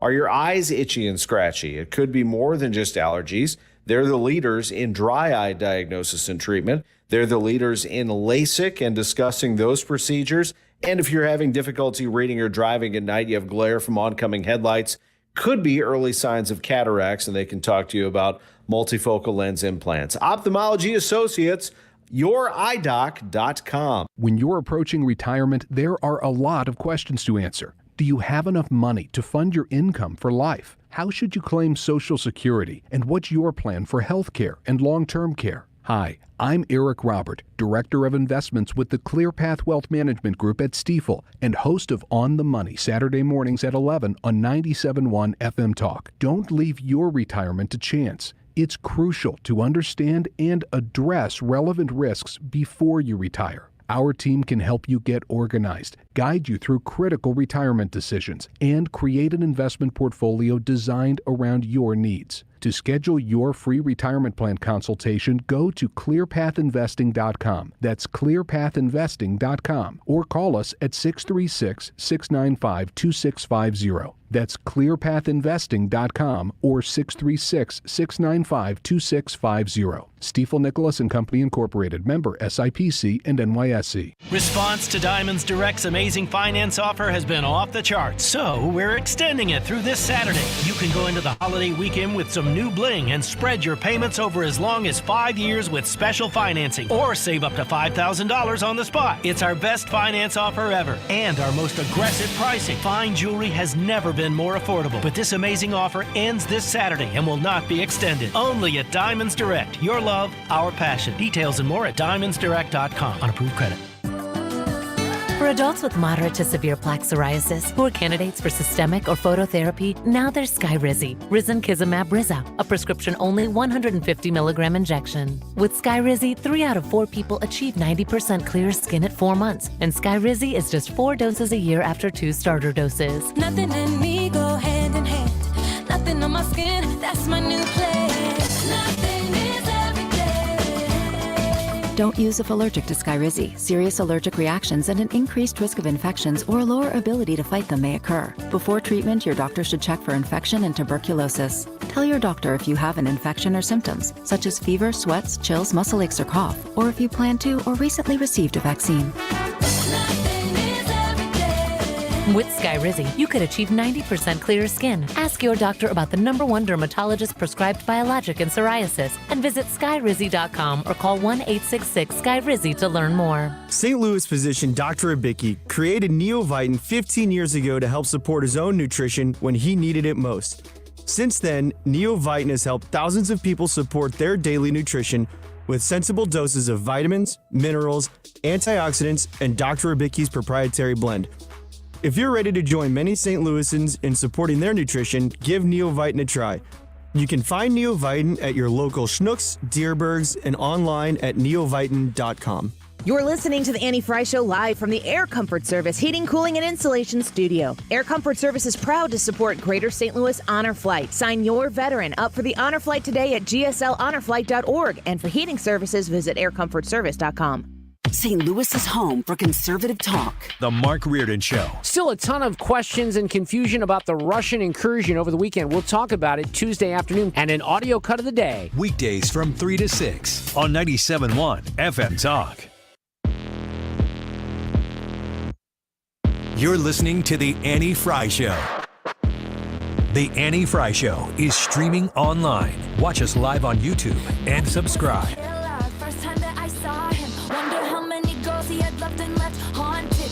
He's a ghost, then I can be a phantom, holding him for ransom. Some boys are trying too hard. Is this Taylor Swift? This is big Swiftie. I'm a fan. I'm so much of a fan, I had to ask you if it was her. This is Ryan Wiggins, Hannah Gibbs in studio. We're here in St. Louis, manning the ship, and Annie Fry and Brad Range are in McAllen, Texas. They're at the border. They went there yesterday. They are there all day today, and they'll be coming back kind of in the middle of the show tomorrow. That'll be kind of weird, too. So we'll start the show, just me and Hannah again, and then they will arrive whenever their plane lands. They're just coming straight here from Lambert, so that'll be cool. But right now, I'm going to take you to Annie, who has interviewed Jordan Fishetti. He is the Immigration Policy Fellow at Americans for Prosperity Foundation. Now, they are going to do a lot more of a deep dive, and I'm looking forward to this. Here you go. All right, welcome back. Annie Fry here, broadcasting from McAllen, Texas. So awesome to be here. Brad Range, obviously, with me, helping me produce all of the things. We are visiting McAllen, Texas, because Americans for Prosperity Foundation is putting on this amazing event and giving us this opportunity. Another thank you to Centric Security locally in the bi-state region there in St. Louis, helping sponsor this opportunity for us to come down here as well. I'm really grateful that they are partnering with us to do that. So I am now joined by Jordan Fishetti, and he is an Immigration Policy Fellow with Americans for Prosperity Foundation. Jordan, thank you for being here with us today. Well, thank you for having me. Of course. So you, as an Immigration Policy Fellow, you've given us a kind of a rundown of what our experience is going to be like, and you've done this with other delegations. What is important about showing people this front row view of what's taking place on our southern border? Like, why take the time, the effort, the resources to say, no, you have to see this for yourself? Well, because I think that people on both sides of the aisle have a particular view of the border that's going to be informed by whatever media they watch. And like anything else, there's always going to be some truth to it, but the border is complex. As I said earlier, it's 2,000 miles long. There's 9 sectors. Different climates, different terrains, different challenges. And even within one little sector like the Rio Grande Valley, it changes from year to year who comes in, what nationalities, what demographic. And there's so many different angles to the border. There's a security angle, there's the private stakeholders, and there's the immigrants coming in. And there's just so much to the border. And I think when people just see it on the news, it's either people saying, this is just a horrible situation and we should feel bad for these people, or this is a horrible situation and we should just shut down the border. Mm-hmm. And that's a false choice. It's not so simple. And I think when people actually see the border for themselves, again, like I said, it's a big border, so going one time is not going to give you the full picture, but it's going to give you a much better picture of what's actually going on and make you a lot more equipped to actually think of some effective policy. We're speaking with Jordan Fishetti, an Immigration Policy Fellow at the Americans for Prosperity Foundation. You've talked about how you want people to judge for themselves. That was something that you had highlighted when we were discussing this on Monday night as a group here, the full delegation. And you said, some people are going to come down and see it for themselves, and it's going to dramatically affect their viewpoints. Some people are going to go, that's what I thought. And they're going to have a more thought out understanding of maybe what they had thought before, but with some firsthand experience. We're recording this on Monday night, so I don't really know yet, and I'm very excited on Wednesday to be giving my feedback plane lands at noon on Wednesday, and we are coming to do the rest of the show as soon as we get to the station. You've listed a few different things, different facets of the border concern. And when I think about the border from St. Louis and how simple a lot of people make it, it's a red issue, it's a blue issue. Right. It's a Republican issue, it's a Democrat issue. Are you for the border or against the border? That doesn't even mean anything. People listening right now are not going to be able to come view this like I am. What do you want them to know? What I want them to know is it's not a red issue, it's not a blue issue, and I mean, not to sound cliche, but it's an American issue. I mean, what's going on down there is something that people should know about. It's not wrong to call it a crisis, but it is wrong to say, oh, well, if it's a crisis, let's completely shut everything down. Or it's also wrong to say, oh, it's not a crisis, everything is fine, let's just proceed as normal. No, there's an actual issue, and what we need is for people to demand that their politicians actually step up and address the issue rather than spend 5 minutes during every committee hearing just virtue signaling. Yeah, I am reminded often watching hearings of all the political ads that are being made in real time, watching people say things and then going, how come 4 years later the issue is still there? You said it is. You say it's fair to say it's a crisis? I would say it's a crisis, and I don't think that's partisan to say that it's a crisis. I mean, we're talking over 2 million people in fiscal year 2021 and 2022. That's a crisis. Is it sustainable? Be so many people. I mean, we could have it for another couple of years, but if it keeps going on like this, no. We need to find a way where people are not coming in illegally. And I think that's what's a lot of what's missing is that you'll see people that are just saying like, oh, well, like, let's figure out like how we can help the people that are coming in, or let's close the border, or let's implement policies that aren't really going to address the issue. They might address a symptom, but not the cause. And not people that are thinking, okay, well, what can we do to make the border actually more secure? And what can we do so that people don't come illegally? Mm-hmm.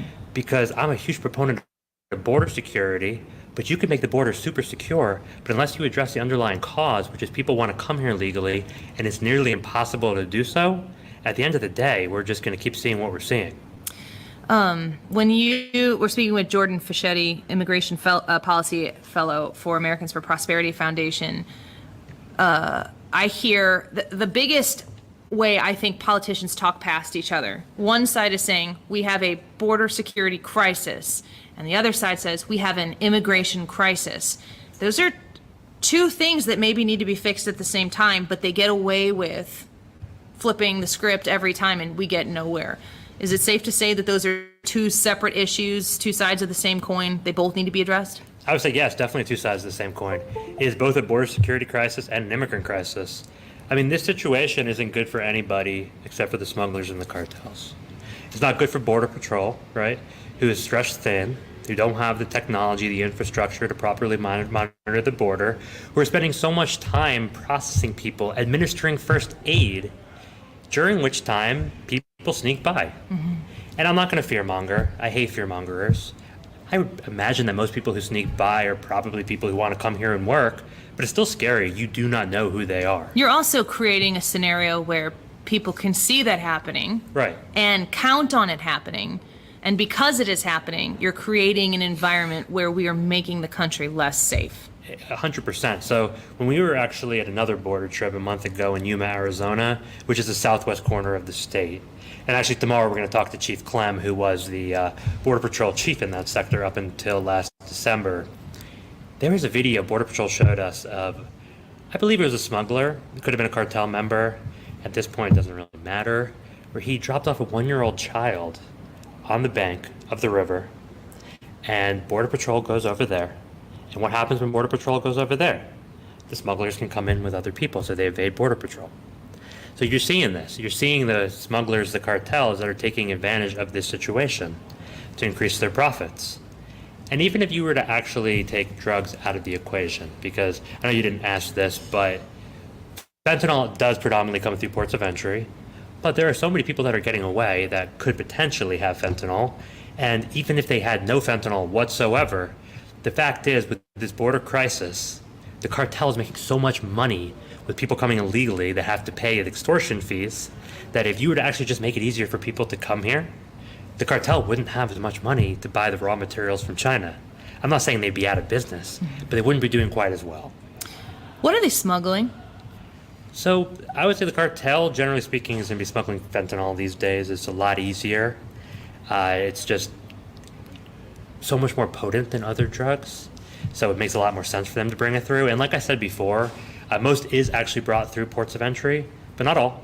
Some is seized by Border Patrol at checkpoints, and others surely escapes undetected. And they're also not usually smuggling migrants themselves. They're kind of like a middleman. And middleman's a very nice way of saying it. They're extortionate thugs. Yeah. Where the smuggler will pay them and they will charge the immigrant more so they pass through the land. I mean, Border Patrol says, regardless of whether they're in McAllen or Yuma, nobody's crossing the border without paying the cartels. I don't know if that's true of everyone, but I do believe it's true of the majority of people.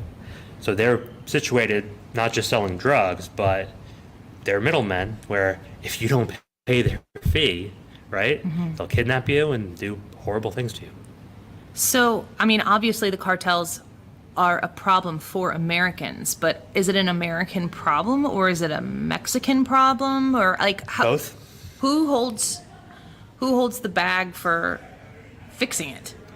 So, both do. So, and I can't really speak to Mexican politics, but obviously the cartels pretty much run the operation along the border. I don't think every single place along the border. There are certainly towns where the cartel doesn't really have much of an impact, but most sectors, from what I've heard, the cartel has some kind of a role, smuggling drugs, receiving extortion fees for people on the way to America, and Mexico could obviously combat them in their own country, but the U.S. could also combat them, and not by bombing them, because as long as there's a demand for the drugs and there's a demand for illegal immigration, somebody else is just going to swoop in and take their place. If you make it so that people can fly over them, make it easier for them to come here legally, you're not going to put them out of business. And just like prohibition, ending prohibition did the mafia out of business, but it did severely diminish them. So you're talking about policy, and you're alluding to things that can be done, and it's very important, especially in politics, to remind people that what we're supposed to be doing is solving problems, not just winning on identifying problems, which is generally what politics ends up being. Annie Frey is at the border. Her and Brad are in Texas, in McAllen, Texas. They are seeing the border wall. They have been to the Rio Grande. They are all over the place down there because they are finding out what the truth is of what's really going on the border. That interview with Jordan Fishetti will continue in just a few moments here on 97.1. This is the Annie Frey Show. You're listening to the Annie Frey Show on St. Louis's home for conservative talk. Annie Frey, live from the southern border. Sponsored by Centric Security and Automation. As you know, I am on the border visit trip right now, and I cannot say thank you enough to Centric Security for sponsoring this trip. It's so great to have people who I know I can trust telling you when it comes to securing your office building, your business, with the very best, people who can help you with an affordable solution to your security concerns, whether you have an aging system. A lot of people are like, well, I have cameras. They don't always work. That's not reliable. If you have nothing and you know you need to do something, Centric Security and Automation is there for you. If you have something in place right now, but you're not sure that it's fully sufficient, Centric Security and Automation can help you right now. Businesses have the significant responsibility of safeguarding property and employees, as well as visitors, while overseeing whatever your daily operations are. A video surveillance system is your second set of eyes to watch over these things while you're busy doing other important business activities. Reach out to Centric Security and Automation for your solution. 314-442-6860. Online at centricstl.com. If you're hiring, it can feel like you're trying to find a needle in a haystack. You can hope the right person comes along, or you can just use ZipRecruiter. And now you can try it for free at ZipRecruiter.com/radio. In fact, ZipRecruiter has helped a lot of business owners find their needle in a haystack, like Marco, president of operations at Telly Tires and Auto Centers. Because Telly Tires has grown a lot in the last few years, Marco needed to hire everyone from a receptionist to a store manager to a head mechanic. ZipRecruiter helps me find all the right people, even the most difficult jobs to fill. ZipRecruiter helps me keep my business running. Take it from Marco and millions of other businesses who've used ZipRecruiter. ZipRecruiter can help you find the needle in the haystack. See why 4 out of 5 employers who post a job on ZipRecruiter get a quality candidate within the first day. And right now, you can try ZipRecruiter for free. That's right, free at ZipRecruiter.com/radio. That's ZipRecruiter.com/RADIO. ZipRecruiter.com/radio. ZipRecruiter, the smartest way to hire. Hi, this is Thomas Helbig with the Retirement Advisory Group. Hi, I'm Bob Kershaw, Tom's nephew. As a family business, we are committed to protecting your retirement, whether you are nearing retirement or already retired. What if it were possible to protect you from market downturns without having to make an emotional decision to buy or sell? What if you could take advantage of a strategy that would automatically take you out of harm's way during the bad years and position you for the growth opportunity during the good years? The secret is in linking safely to the market without putting your principal at risk. By linking to the market instead of owning the market, you can participate safely on autopilot and lock in your gains without creating a taxable event. Go online at retirementkey.com for a no-obligation retirement review. Learn the strategies that have helped our clients retire with confidence for the past 36 years. And just for coming in, you'll get a copy of our latest edition book, Your Key to a Worry-Free Retirement. So go online at retirementkey.com. That's retirementkey.com. The choice of a lawyer is an important decision and should not be based solely on advertisements. I'm Jim Onder. Have questions after being injured in an accident? We'll match you with the Onder Law team that's right for you and your case. Onder Law Personal Injury Lawyers. Visit getjim.com. Coming up, we are going to have more interviews live at the southern border. Annie and Brad are down there right now. They're going to be giving us their raw reaction to everything that's going on. So stay tuned for all of that coming up. The time is 1:40. This update is sponsored by Jerry Kelly Heating and Air Conditioning. It's time for a $98 AC tune-up. Join us at Odyssey as we all do our one thing. Together millions of things for our planet. June is the month to make your pet green by keeping them plastic-free. When buying toys for your pet, look for toys made with natural materials like cotton, rope, wood, or bamboo. Even better, make toys out of old t-shirts, socks, or towels. Your dog or cat will love your upcycled toy just as much. When we each share our one thing, it becomes 100 things, 1,000 things, 1,000,000 things for our planet. What's your one thing? The voice for hardworking, free-thinking Americans. St. Louis's home for conservative talk. You're listening to 97.1 FM Talk. Remember the words you told me, love me till the day I die. Annie Fry is reporting live from the southern border, sponsored by Centric Security and Automation. Yeah, you used to call me baby, now you're calling me by name. Takes one to know one, yeah, you beat me at my own damn game. You pushing up. So you're identifying a lot of problems here. As an immigration policy fellow at the Americans for Prosperity Foundation, I would assume that you have some ideas on policy. I do. So, and I'll start with Border Patrol. When I went to McAllen, again, I also went to Yuma. The thing that they stressed was personnel, infrastructure, technology. I say PIT, just an easy acronym to remember it. Everywhere we go, they say they're understaffed. The ex-commissioner, Raul Ortiz, said they needed 22,000. They've currently got 19,000. And of those 19,000, it's only about 16,000 or so that are on the southern border. There's one thing people forget, there's actually a northern border and a coastal border. So the rest of them are situated along those borders. But also infrastructure. We don't really have that many roads along the border. And in part, that's due to the Rio Grande in Texas, private property, and also some of the terrain in Arizona and New Mexico is not that easy to build a road. But it doesn't mean that there can't be a road. And Chip Roy actually back in 2021 obviously didn't pass it, introduced a Border Visibility and Security Act, which would mandate a 700-mile long road along the border, which again, like at that time I just started my job and I thought, we don't have that? And I've actually spent a decent amount of time now driving along the border, whether it be Arizona or down here. Actually on my way here, I cut a little bit west so I could drive about 70, 80 miles along the border.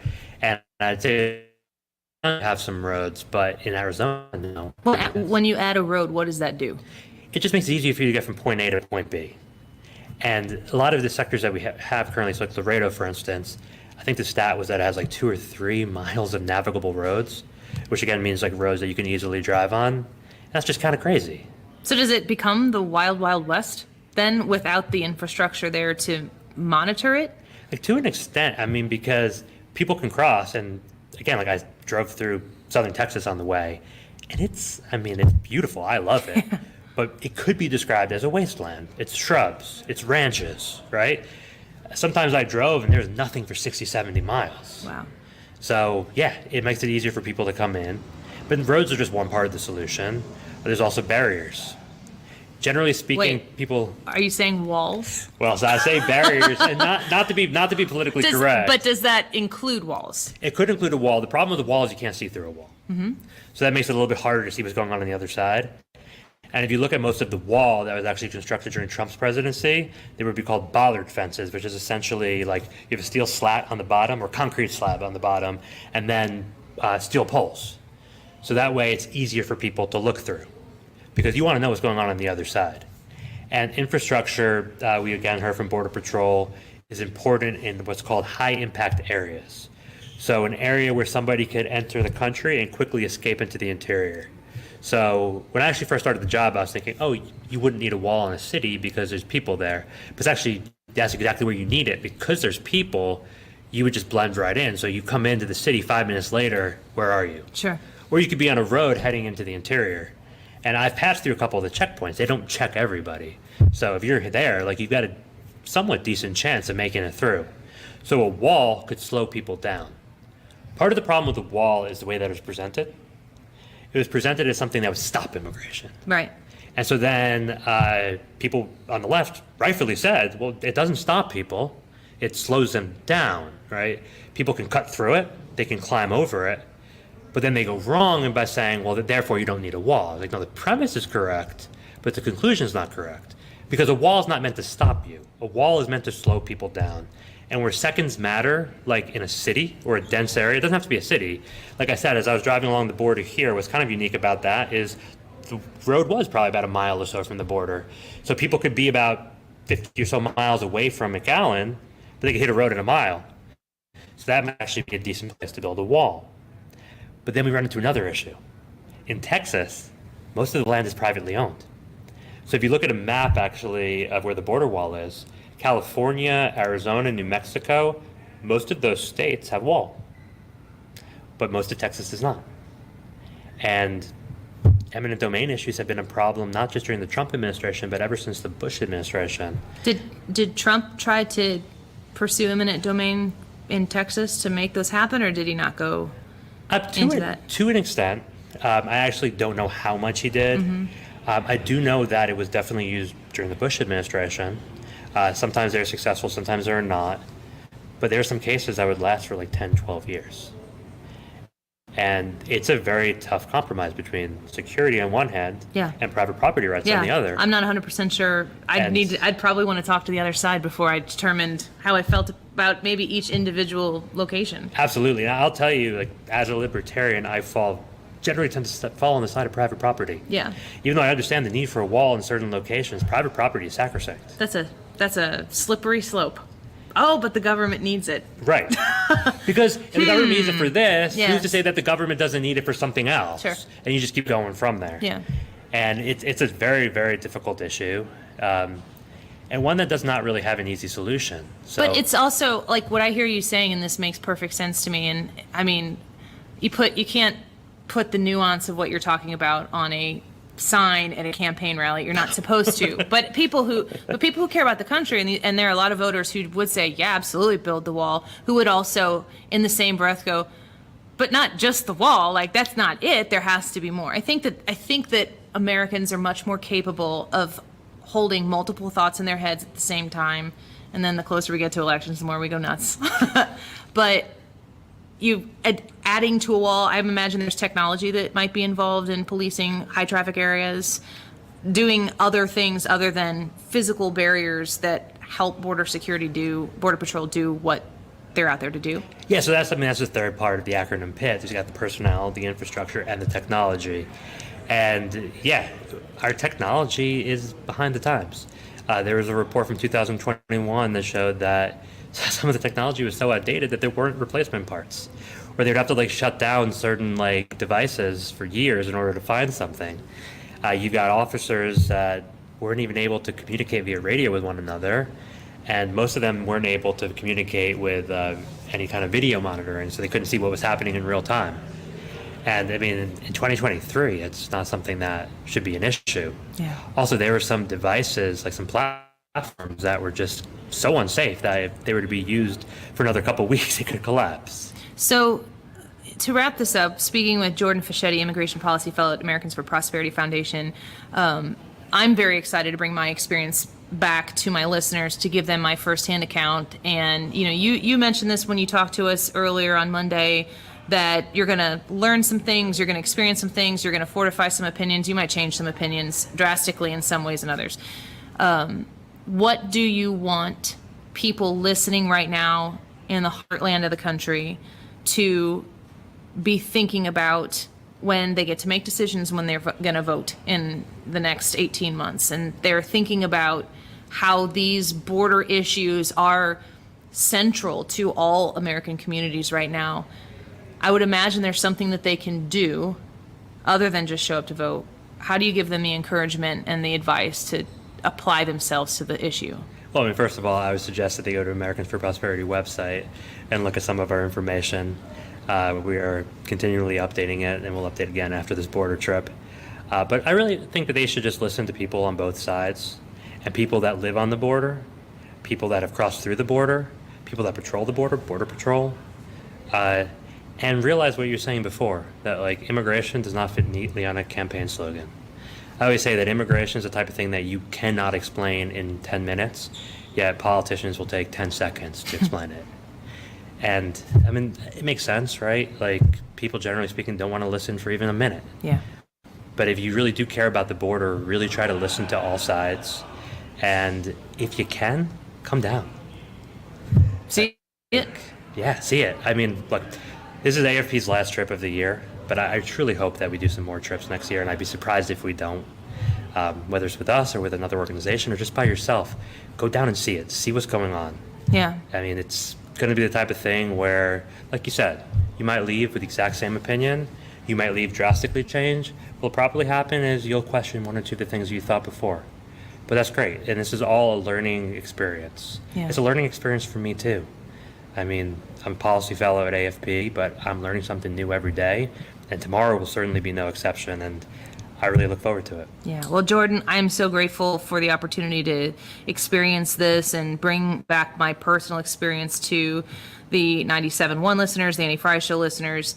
And I really want to encourage anybody listening right now as well to remember that you have the ability of discernment and you have your own thoughts. And wherever you come down on these issues, the more that we talk amongst ourselves and stop waiting for people to tell us how to think and what we think, then we get our country back, because it's we the people, and it's not they the think tank that get into office and make these decisions and do the campaign slogans. I mean, I'm about building the wall. I've said that before, but I'm excited to see what else needs to be done so that actual progress can happen, so that our country can be safe. Jordan, thank you so much. It's been a real pleasure. Thank you for having me. Of course. From the border in Texas, Annie Fry and Brad Range are down there today and a little bit of tomorrow, too. They're going to be joining us kind of mid-show tomorrow. But that was their interview with Jordan Fishetti, Immigration Policy Fellow at Americans for Prosperity Foundation. One of the things that he was talking about at the beginning of that second segment there that really struck me upon hearing it is the difference between, we live in the United States. There's not, we say, like I just said, Annie Fry is at the border. You already know which border I'm talking about, because there's only a problem at one border. We have a much bigger border on the north that is not nearly as policed, and it's because there aren't as many people trying to basically break into the country from the north as there are from the south. Why is that? I think that's an important question to ask when we have these discussions, and they address some of that there. It's because of poverty. If you have a good standard of living, you're not going to leave where you're at. If you have a bad standard of living, you're going to try to go somewhere where it's better. That's why you have so many people, not just from Mexico, but from all of Latin America, making an incredible long trek through what we just talked about. Even southern Texas, Hannah, today is 125 degrees in certain parts? Yep. And Annie and Brad are there, and they've been given umbrellas, and that's it. Here's an umbrella. Go deal with it, because that's the reality on the ground. And if you go south of that, I mean, it is insane that these people, it's much more dangerous to make a long trek across a huge country like Mexico if you're coming from some of the Latin American countries south of them. And to get there is a terrible, terrible process for a lot of people. It exacerbates problems that already existed. We've talked about drugs. We've talked about other issues like human trafficking, child trafficking. Those problems existed before Joe Biden. But when he took office, all the problems at the border got so much worse that all of those problems also got worse. A lot of people, when they look at this issue, they think that, you know what, though? If they're in that bad of a situation, and this is tugging on the heartstrings here, if they're in that bad of a situation, don't you want them to come here? I hear that a lot. Yeah. And the answer is, yes, I actually do want those people to have a better life. But you don't solve poverty by just allowing anybody in any country who's in poverty to come into your country. The northern border versus the southern border is the best example of that, because in Canada, they're not dealing with deep poverty. In Mexico and a lot of Latin America, certain parts are not, but certain parts are. So the problem isn't, I think people in the chat have even, some of our more left-leaning listeners have said, it's systematic. It's not just, let's solve the border crisis tomorrow by electing a Republican. There are systematic issues here. I agree with that. I agree. There are things that need to be solved much deeper than just, I'm not even going to say change the laws, just follow existing laws, and you'd solve some of those issues, or at least you'd return them to lower levels. But these are systematic issues that we as a country cannot necessarily solve overnight. But the answer isn't to allow anybody in poverty to come into a place where there is less poverty, because you can never solve the issue fully by doing that. Otherwise, you would just have no in some of these really poverty-stricken nations, you'd just basically move the entire nation into the United States. You can't do that. So that's not the solution.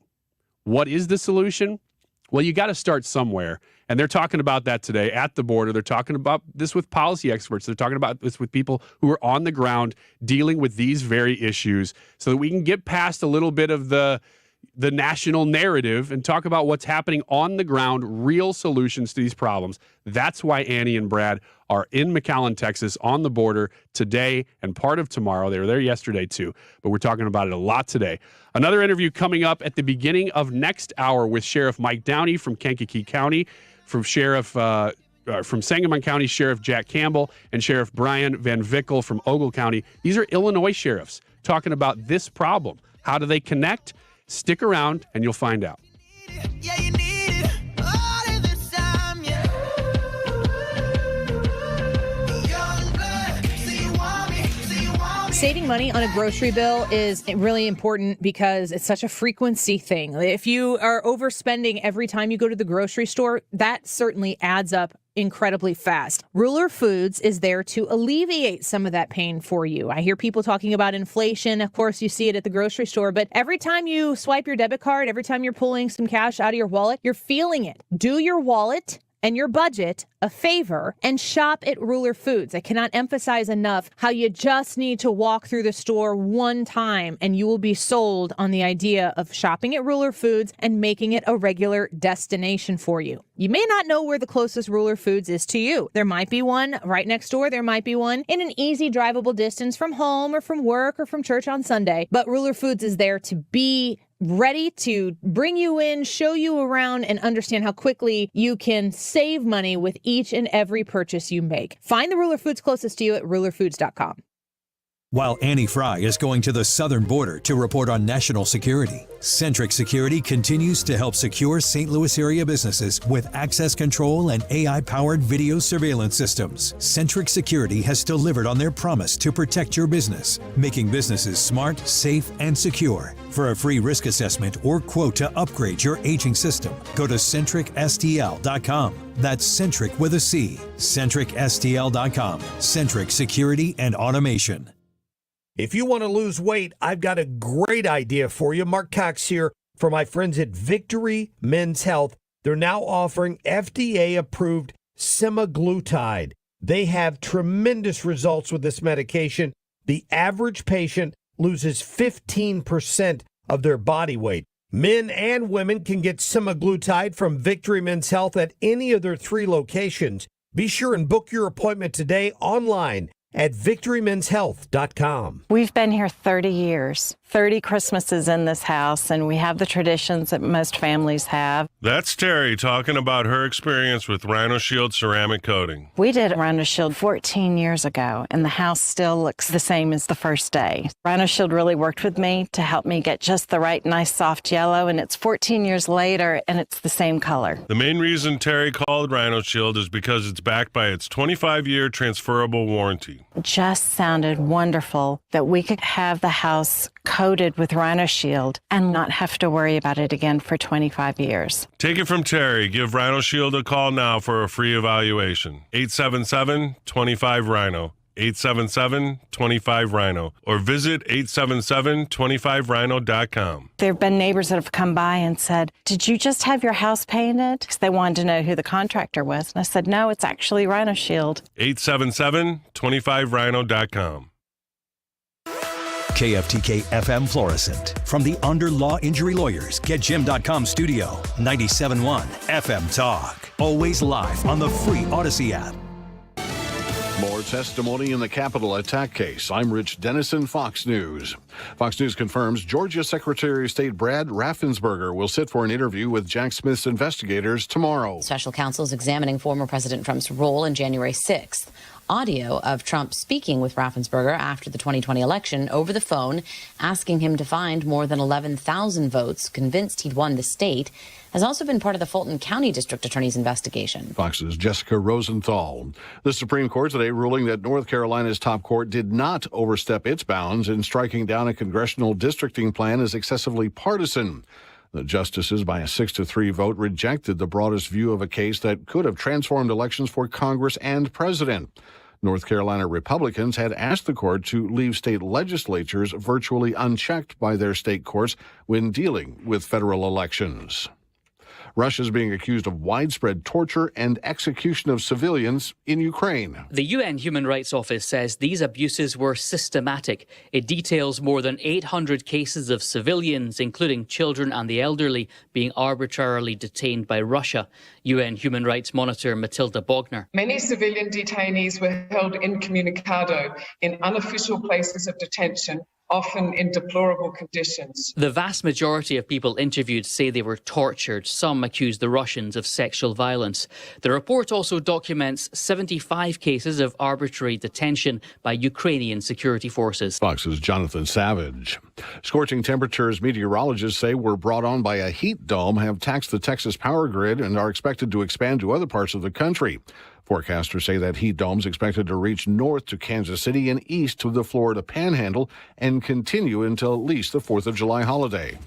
America's listening to Fox News.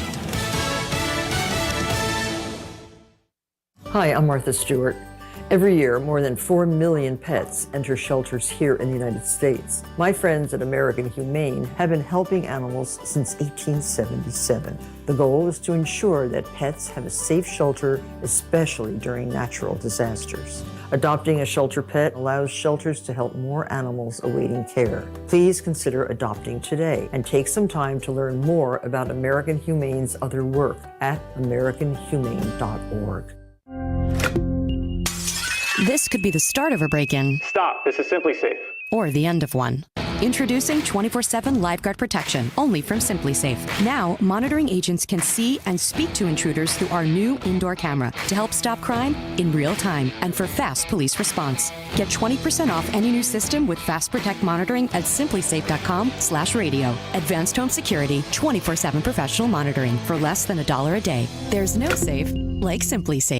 Air Comfort Service, heating, cooling, and insulation, weather. Chief Meteorologist Dave Murray. Pretty nice summer temperatures this afternoon. We top out at 88 with plenty of sunshine. Then we're going to get hotter. Tonight, partly cloudy skies, a slow drop through the 80s again for evening plans, 65 for the low. Wednesday, partly sunny skies. There could be some spot thunderstorms anytime on Wednesday. It's warmer in the afternoon, 92. Thursday and Friday, hardcore summer, 99 to 100 degrees for the actual high temperature. This is 97.1 FM Talk, Chief Meteorologist Dave Murray. So I don't know if you've seen stories about when gooey butter cakes started to be popular in different parts of the country, and they'd have like chic parties in New York where people would bring it out on silver platters and stuff like that. Well, I was just in Chicago this weekend, and my brother-in-law went to one of those really cool butchers who's like a small batch butcher, whatever that means. And he got these great steaks that were locally sourced and farm fresh and all this stuff. And they were fantastic. And I said, have you guys ever had Andrea's sauce?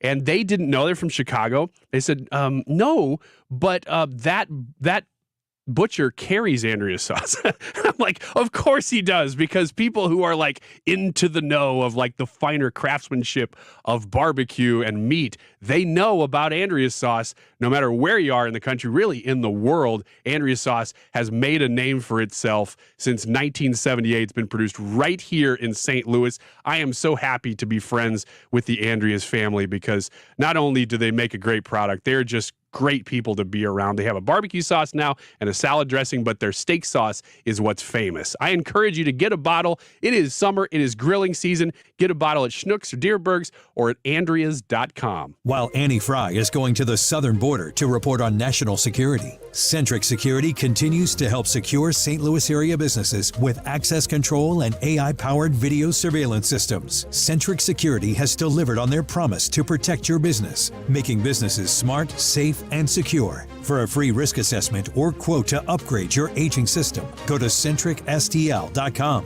That's Centric with a C. CentricSTL.com. Centric Security and Automation. This is a special alert to all Americans who own a vehicle with less than 200,000 miles with an auto warranty about to expire or with no warranty coverage at all. Due to a decline in the economy, CarShield is announcing a low-cost month-to-month vehicle protection plan that is now available to the public to save any driver out-of-pocket expenses on future auto repairs. Call now to find out how you can pay almost nothing for covered auto repairs. Yes, you heard that correctly. Pay almost nothing for covered auto repairs. An open phone line has been established for all drivers to call for a free quick quote. Call 800-652-5241 now. Drivers who are covered will not have to pay for covered repairs again. This protection plan is at an all-time low. Additionally, drivers who activate this vehicle protection today will also receive free roadside assistance, free towing, and car rental options at no additional cost. Call us for your free quick quote today. 800-652-5241. That's 800-652-5241. What do you have to lose? Call 800-652-5241. Again, 800-652-5241. If you need solid hires fast, you need Indeed.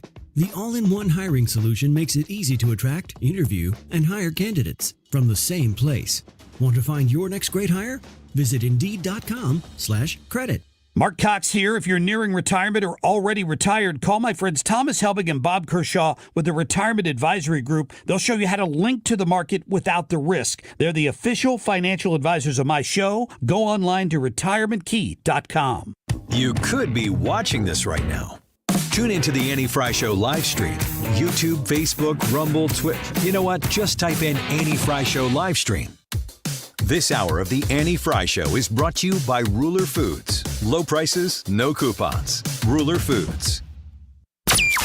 That is exactly what I needed to hear. Thank God someone here knows what they're talking about. That's us. That's right.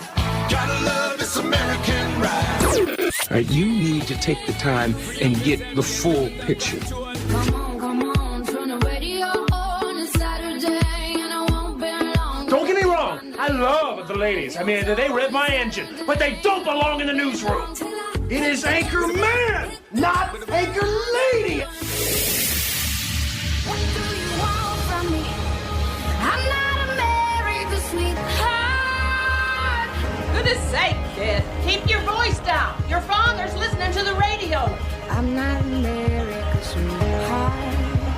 This is the Annie Fry Show.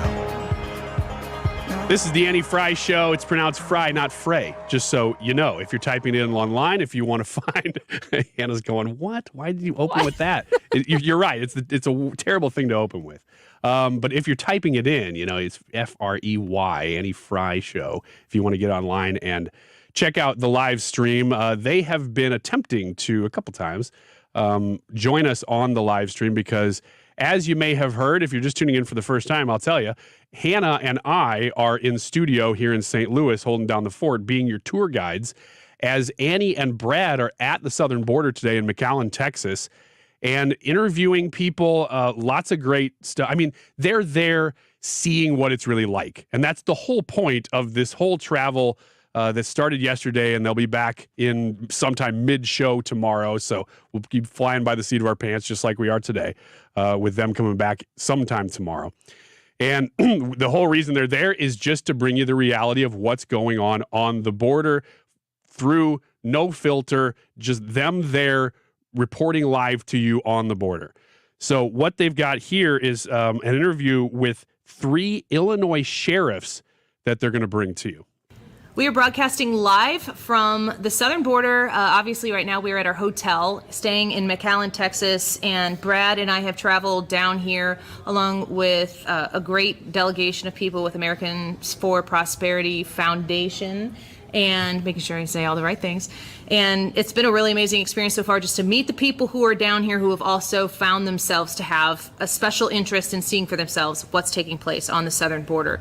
So I want to introduce you to 3 different sheriffs that are down here with us, all from Illinois, having this conversation all the way on the southern border with Sheriff Brian Van Vickle of Ogle County, Sheriff Jack Campbell of Sangamon County, and Sheriff Mike Downey of Kankakee. Sheriff Brian, I'll talk to you first. You are in the northern part of the state, and you're coming all the way from northern Illinois to the southern part of Texas to see for yourself what's going on the southern border. What brings you here? What do you need to see for yourself to help you do your job? Well, I mean, obviously my county is a very rural county. We also have, some pretty significant influx of interstates, and so we definitely see the influx of illegal immigrants and the crime that comes with it, the human trafficking end of it as well.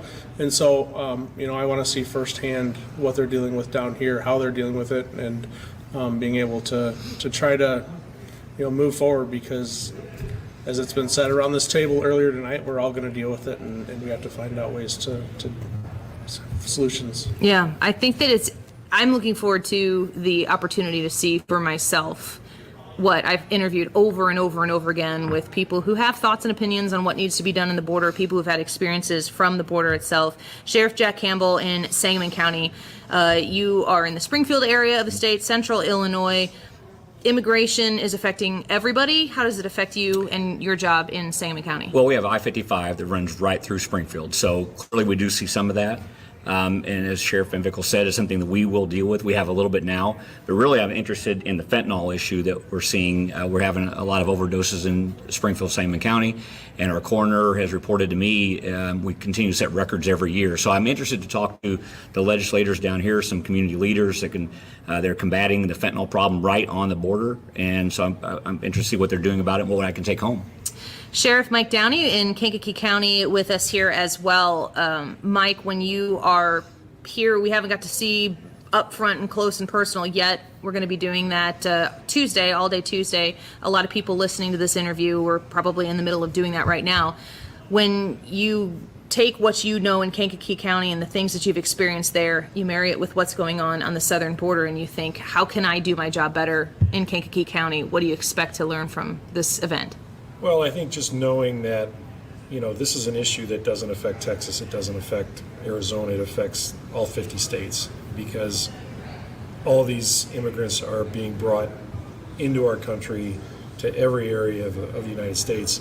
We've witnessed it firsthand with some incidents that have happened where we've ran into some of those migrants who've indicated through an interpreter that they've been in the country literally 30 days. Wow. And the ones that are getting brought to Chicago, Interstate 57 is a direct pipeline right through Kankakee. So, we're anticipating even more. as Chicago has already indicated that, that even though they're a sanctuary city, they've already indicated they don't want them there either. So they're going to ship them out as well. So I think all of us as law enforcement should get ready that this is just the beginning, and we want to see how they're coming over, why they're coming over, and maybe even, as we were told tonight, get to speak to some of them to see what their motivation is. Yeah, I think that the front row viewpoint of the stories of the humans who are coming here is going to help us, frame our perspective, because you can have compassion for people, but you still have, this is probably a daily part of your job as law enforcement, who we vocally support very much so in the Annie Fry Show.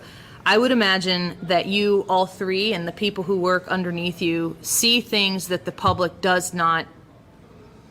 would never dream of having to view with their own eyes. That when you're talking about overdoses or you're talking about grisly crimes, the stuff that people might dip into in a 1-hour show of CSI something, and they think that that's the crime that they're exposed to. You're seeing it with real people who live in your counties. And as immigration, especially in a state like Illinois that has very favorable, it's an invitation in a lot of ways. These people come across the border, come to Illinois. We want you here, we want you in Chicago. The people of Chicago say, no, actually we don't.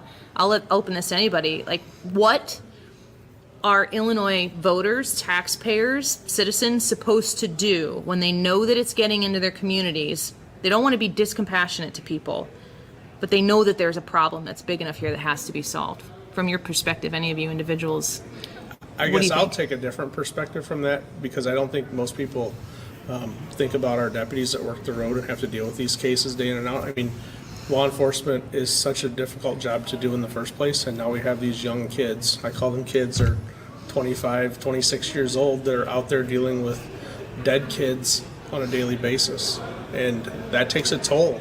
It takes a toll on those people. It takes a toll on the families. But from my perspective as the leader of that agency, we really have to do a lot to help get those kids, our deputies, through those situations, because they see it day in and day out, and it's not slowing down. It's only getting worse. And so that's a different perspective that we haven't even touched on, that is important to me, because they're the people that I've hired. They're the kids that we've mentored and brought through the agency and given them a very important job to do. And so that's just another piece of it, is the mental well-being of all of our deputies as well.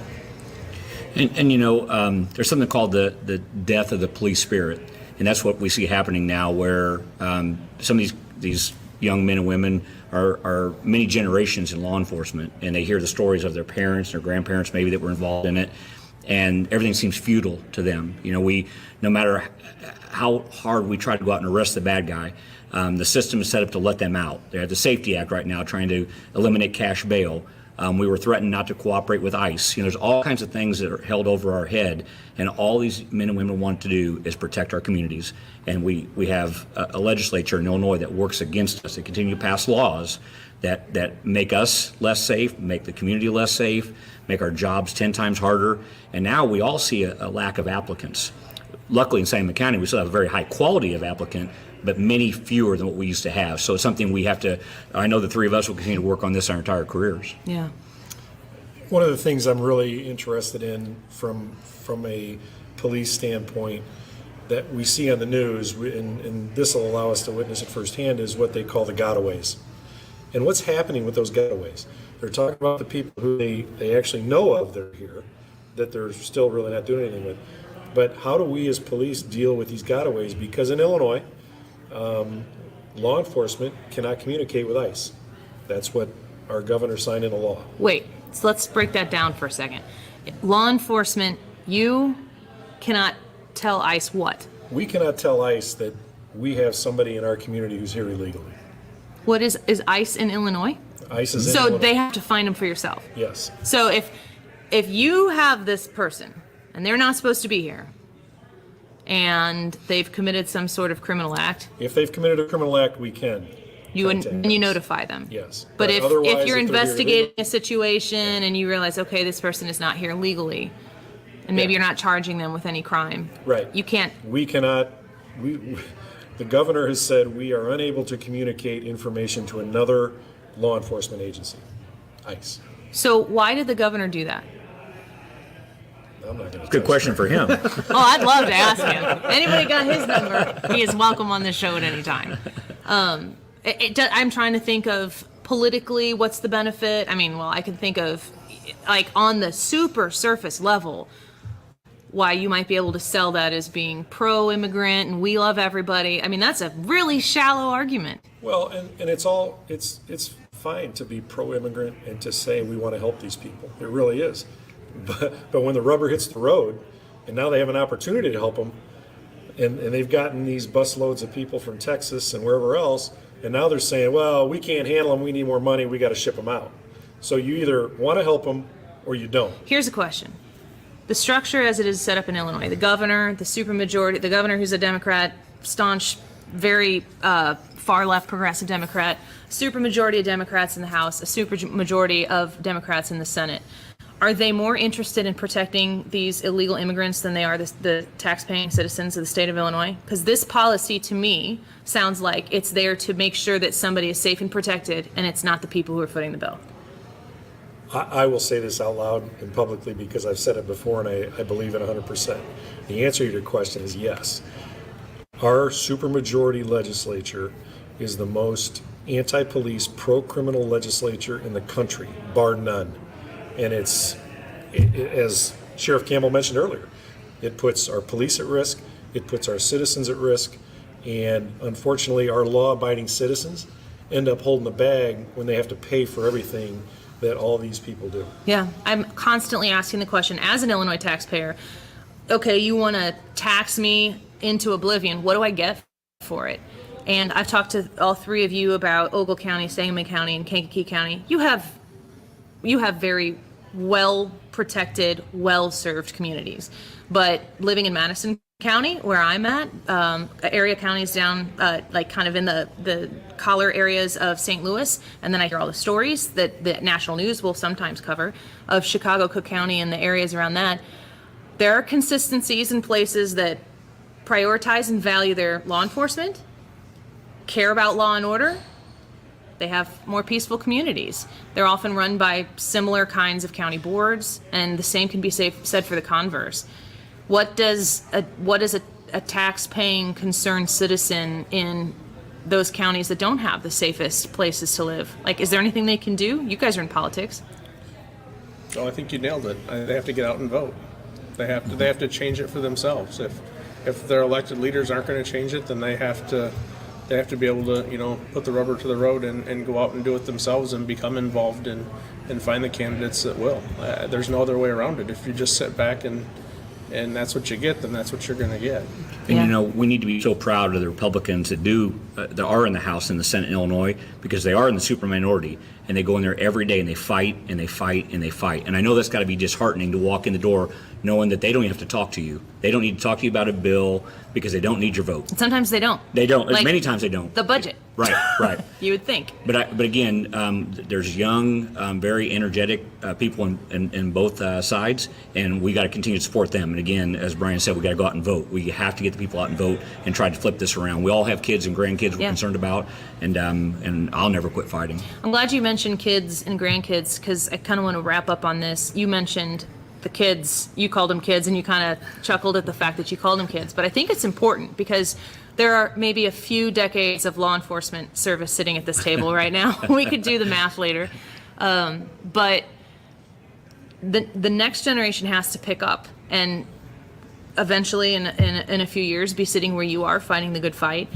And at the same time, you have kids trying to save kids or kids finding kids. We're like we said, we're at the southern border, and fentanyl seems to be the most pervasive issue in my anecdotal experience of interviewing people. It's the thing that seems to get into any community anywhere. It does not pick and choose red, blue, Republican, Democrat. It finds kids and adults. From your experience of policing the street and working with anybody on your staffs, what do you want people to know about how fentanyl is really in every American community today? I would say that it's so pervasive right now. It's laced into cannabis, into heroin, methamphetamine. It's pouring across that border. We all know that. Prescription drugs. Right. They press it into, people think they're buying ecstasy, and it's actually pure fentanyl. So If people used to experiment with drugs when we were all younger, we knew people were trying marijuana and stuff in high school, it can kill you right now the first time you ever try it.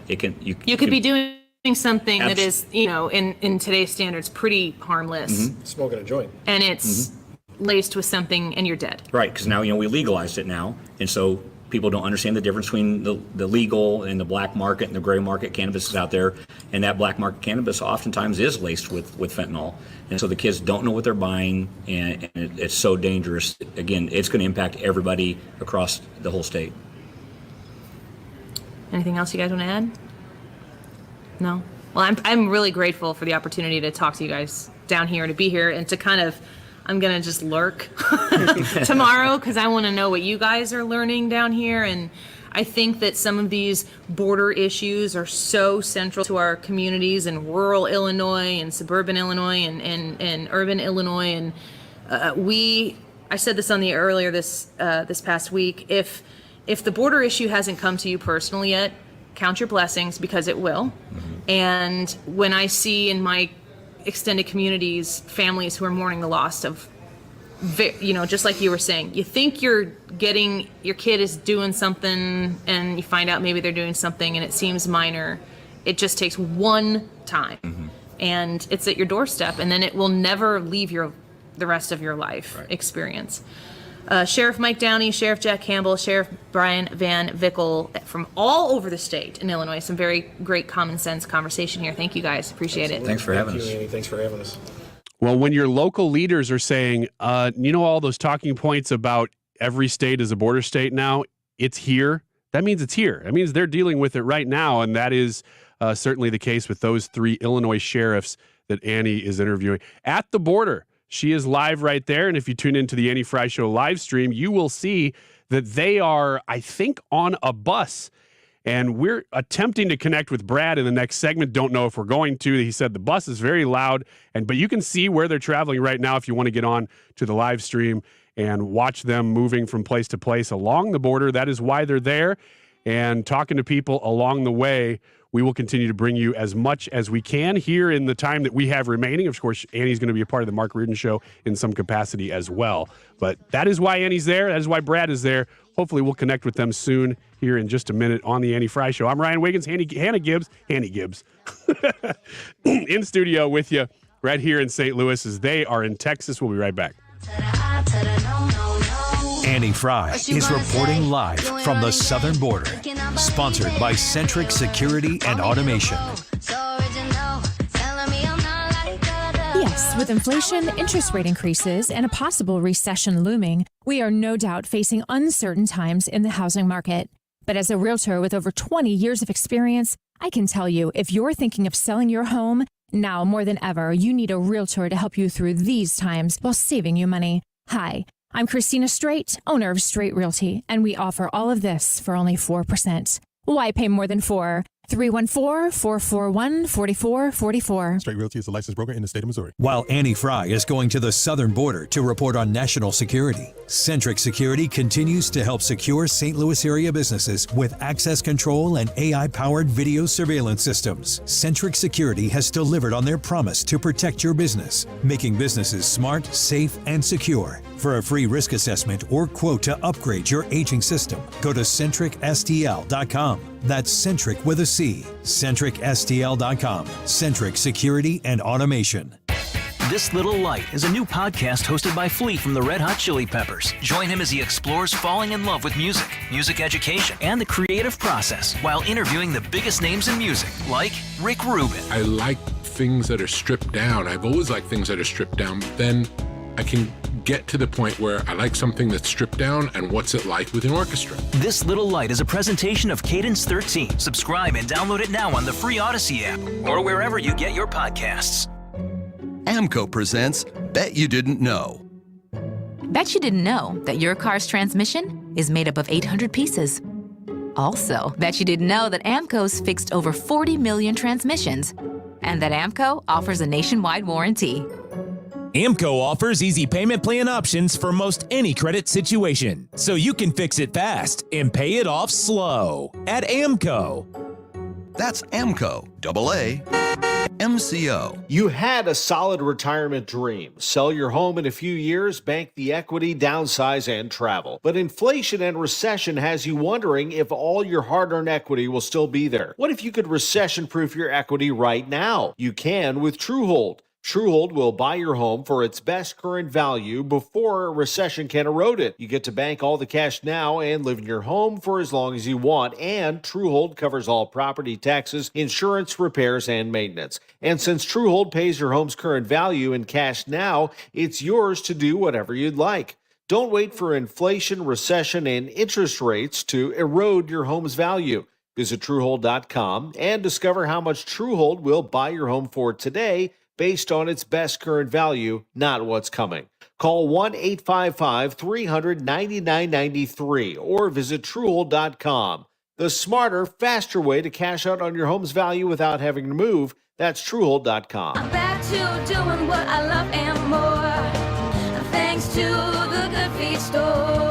This planet is so incredibly beautiful that I can't get enough of it. I did 950 miles on the Pacific Crest Trail, and Good Feet was with me all the way. Your passion's important, but if your body aches and if your heel feels like you've got a nail stuck in it and won't come out, trust me, it's going to wear you down. The Good Feet store knew what they were talking about and took the time to really dial in what I needed. I hiked 84 miles in the Himalaya and to do it pain-free. You think I'm not grateful for Good Feet? Get ready for your summer adventures. Come to the Good Feet store today. Call 314-317-9494 or visit one of our 2 locations on Olive west of I-270 in the Plaza with Subway or in Shiloh, Illinois across from Deerbergs. Thanks to the Good Feet store. Individual results may vary. Consult your physician for medical conditions. Visit the website goodfeetstlewis.com. You deserve comfort in your life. Come in for your free test walk today. For details and a list of all station contest rules, visit www.971talk.com/rules. You're listening to the Annie Fry Show live from the Air Comfort Service Heating, Cooling, and Insulation Studio. Air Comfort Service is hiring licensed journeymen. Don't have a journeyman license? Air Comfort Service will help you get it. Get guaranteed hours year-round and more. Apply online at aircomfortservice.com. If you use a smart speaker, you can listen to 97.1 easier than ever. Just tell it to play 97.1 FM Talk. Or download the Odyssey app for your phone and stream the station whenever, wherever.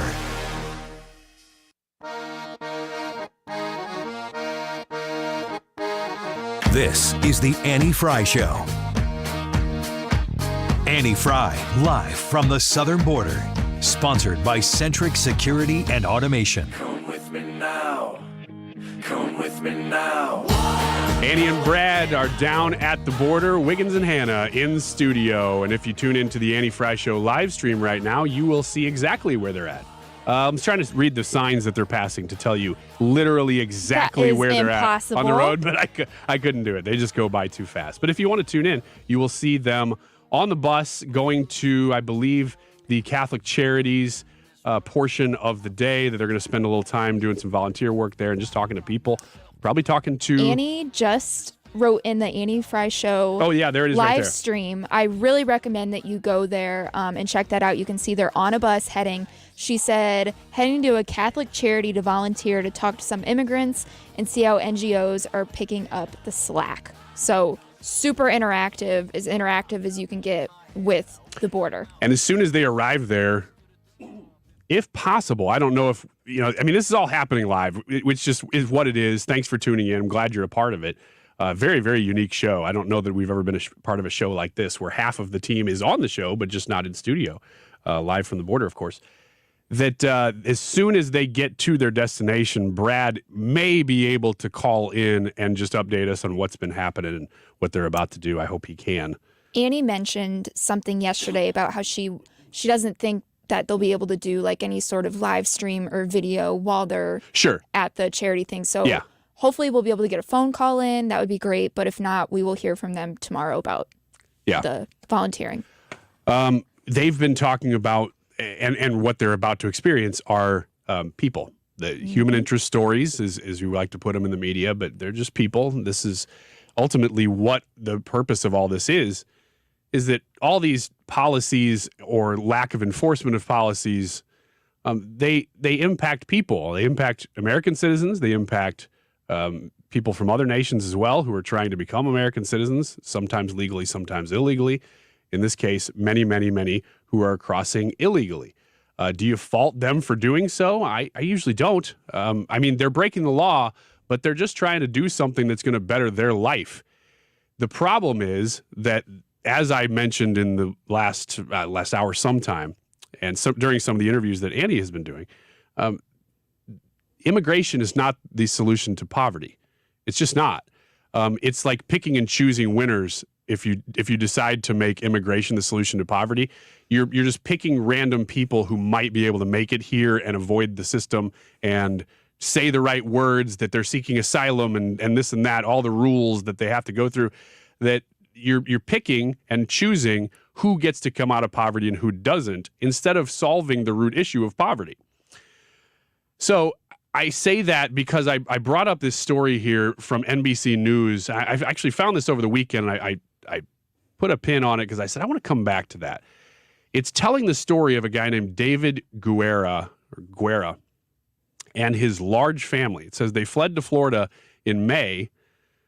And by the way, you know, these are going to be very loaded words. They're using words like fled to Florida. Ultimately, they're breaking the law. But it says that they also fled from Florida because of Ron DeSantis. Now you see where you turn from it being a human interest story to how do I use NBC News? How do I use this human interest story to slam a political opponent, which he is. DeSantis is a political opponent of NBC News. I think I feel comfortable saying that. It says that they fled Florida in May. They left behind beds, mattresses, furniture, and the construction tools that they used to make a living, which honestly is a little bit strange because they had time. This law isn't even in effect yet. So I don't know why they would leave all their things. I think part of this is a little bit painting a picture for you to tug on your heartstrings. But it's when, NBC News says, it's when he thinks of his children's toys that his voice breaks. He says, quote, "That is what hurt me the most, my girls, who no longer have toys," said Guerra, who is from El Salvador and who, until a few weeks ago, had a home, a yard, and a business with his family in Tampa. Their life as they knew it changed, according to Guerra, when Governor Ron DeSantis signed SB 1718, the immigration law that goes into effect on July 1st. The law imposes strict restrictions and penalties to deter the employment of, here's the phrase again, undocumented workers in the state. Again, you're getting a spin here. You're getting a spin, of course, from NBC News that is trying to use the real story of a real person to further a political agenda. And they use words like undocumented workers to do it. These are illegal immigrants. And apparently there are some corners where you get banned. I mean, I saw somebody saying they got banned from YouTube for using the phrase illegal immigrant. That is trying to change the narrative around the politics and not solve any of the underlying problems. 10 people lived in the Guerra house. Only 3 children were U.S. citizens. The others didn't have legal immigration status. So they left Tampa on May 30th from the same street where a month earlier Guerra had been seen, left his belongings behind, and made a TikTok video about it. That's how this became a thing, is that this guy made some TikTok videos. He says, after a month, I had to leave. The reason I bring this up is because I dislike the fact that the news will take these human interest stories and tug at your heartstrings. Because when I hear a story about a guy, and I think in his case, he's been living in Florida for quite a while. I don't think he was a recent immigrant. He had built a life there. But he broke the law to do so. That is a part of that story that's not told. So do you know what exactly changed? Yeah. Like, so what did Ron DeSantis, like you said, the bill, SB, whatever. Yeah. Do you know what that is or what ultimately made him flee? So it's just a stricter restrictions and penalties to deter the employment of, in their words, undocumented workers in the state. So he's just reinforcing the law once again. Yes, again, it's the law. And the problem here is, try to broaden this out a little bit, is that they will pick stories that and I'm assuming Hannah And Annie and Brad, they're about to talk to people. They're real people with real stories trying to avoid poverty, make a better life for themselves. They will pick those stories and say, here is how you should respond to those stories. When Governor Ron DeSantis, in this case, his sin is being a Republican, he is trying to solve some of, at least as far as he can. He can't solve everything. He can't solve that El Salvador is a poor nation, but he can deter illegal immigration in his state. So when you have these stories, they will spin them to say, now here's how you should now that I've got you feeling a certain way, let me tell you how you should respond politically. Now that you're feeling this, I want you to understand that Ron DeSantis is the bad guy here. Not a terribly broken immigration system, and is actually further broken now because even existing laws are not being followed. But that, yes, you feel this. Now let me use this in the way that I want to use it. I pulled up a stat here. It's a graph actually from Statista. I like some of these independent independent statistics companies. Because back when I was doing a lot of research and I was even writing an article at a time about the COVID numbers, not vaccines, this is before vaccine. It was about numbers of cases of COVID. The CDC's numbers were so much different than all independent stats that it raised a red flag to me. So different topic, of course, but I like using these independent statistics companies because I think that in a lot of cases they line up with each other, which means that they're seem to be more accurate and more aligned with each other than this one outlier, which at the time was the CDC. In this case, they're talking about border crossings. I'm looking at border crossings from this statistics company, and they got pretty bad in the late 90s. They got into about the 1.5 million. Now, these are apprehensions and expulsions, basically encounters at the border. So there's always more than what the encounters are, but that's what they can count. So the worst of it happened in the late 90s. And if you want to attribute that to anybody, you'd say, well, that was under Bill Clinton. Actually, the worst was in 2000, 1.6 million encounters. Wow. Okay, that's a lot. Then, listen to this. And here's why I think this is great to do today. This isn't blue-red. This is just, we're talking about the issues. In 2001, it starts to drop. And it drops and it drops and it drops. In 2004, a little bit of a peak, but it keeps dropping. And then you go, oh, well, that's while Bush was in office. He's a Republican. Of course, it was dropping. It's in 2008, when he left office, it was down to 700,000 encounters. That's about half of what it was in the late 90s. So you'd think, well, a Democrat president takes over, it's going to go back up. Nope, it didn't. Obama was very strict on the border. Now, maybe that wasn't his campaign pledge. Yeah, he numbers-wise, if we look at just the data and the stats, Obama's border years were actually pretty darn good. That was when it was bipartisan. That was when it wasn't an issue.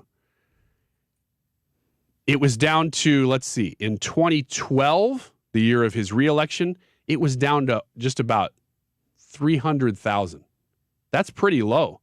And it stayed there through 2015, 16. Then Trump comes along, build the wall. It's still too high because you're still talking about nearly 500,000 border encounters. It's still not great.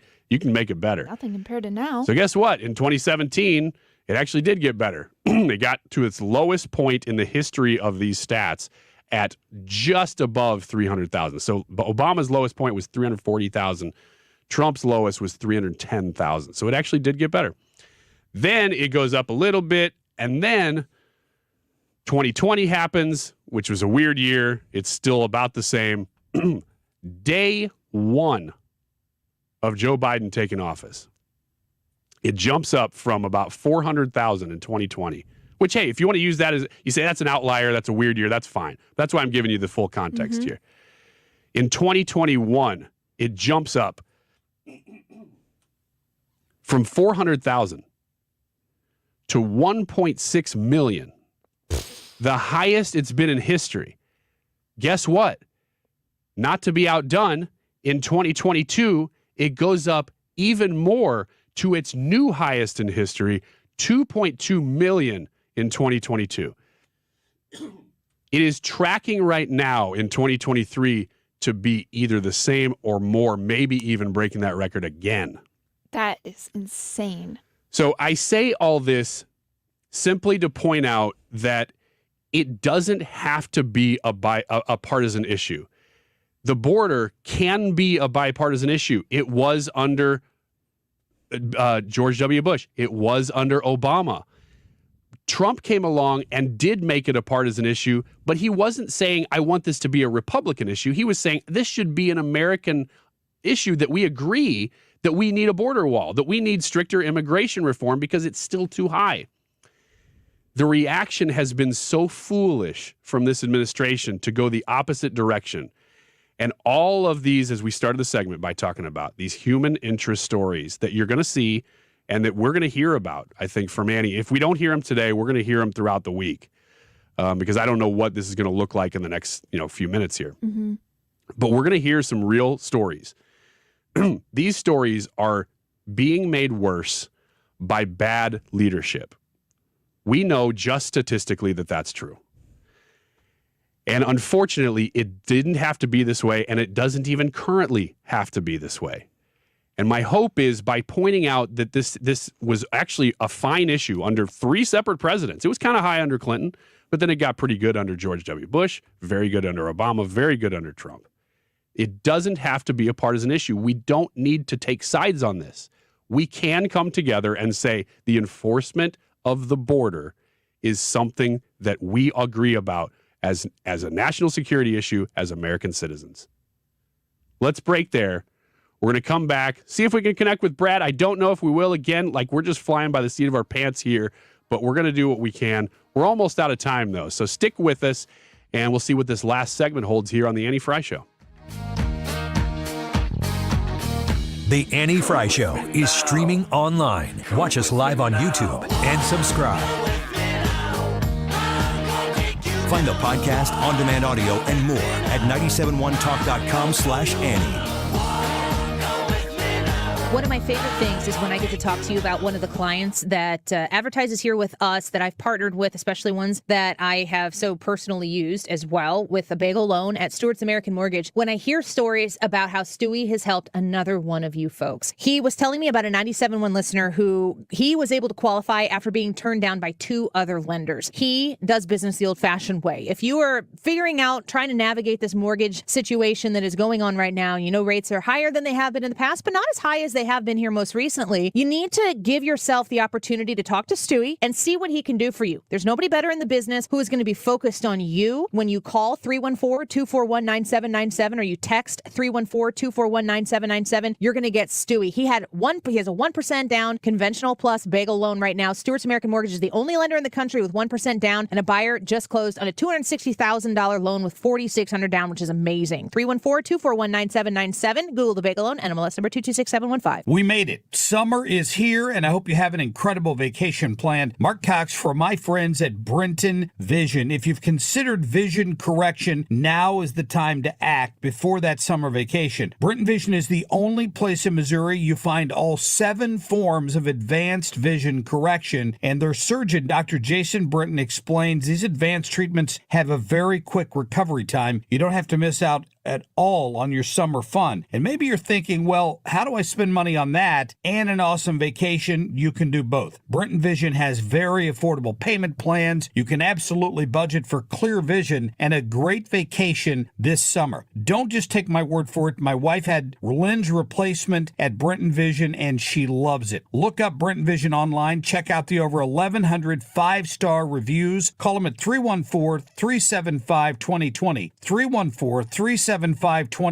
or BrentonVision.com. Cashback is not available on gas in New Jersey and Wisconsin. Couponing. Wow, you didn't strike me as the coupon type. Just trying to stay ahead of inflation. Gas, groceries, everything. It's all more expensive. I need to save wherever I can. Have you tried Upside yet? Upside? What's that? It's a free app that I use that pays cash back for every gallon of gas I buy. You've got to buy gas to get around anyway. Might as well get paid for it. Come on, does that really add up to anything? I've already made around $200. The extra cash helped pay down my bills, and I even had a little extra left to treat myself. And the Upside app is free? Totally free. free, and the cash back is real. You can transfer the cash right to your bank account. I'm downloading Upside right now. Download the free Upside app now to earn cash back every time you buy gas. Use promo code OIL to get an extra 25 cents per gallon on your first tank. You can cash out anytime right to your bank, to PayPal, or a gift card for Amazon and other brands. Just download the free Upside app and use promo code OIL for a 25 cents per gallon bonus on your first tank. That's code OIL for a 25 cents per gallon bonus.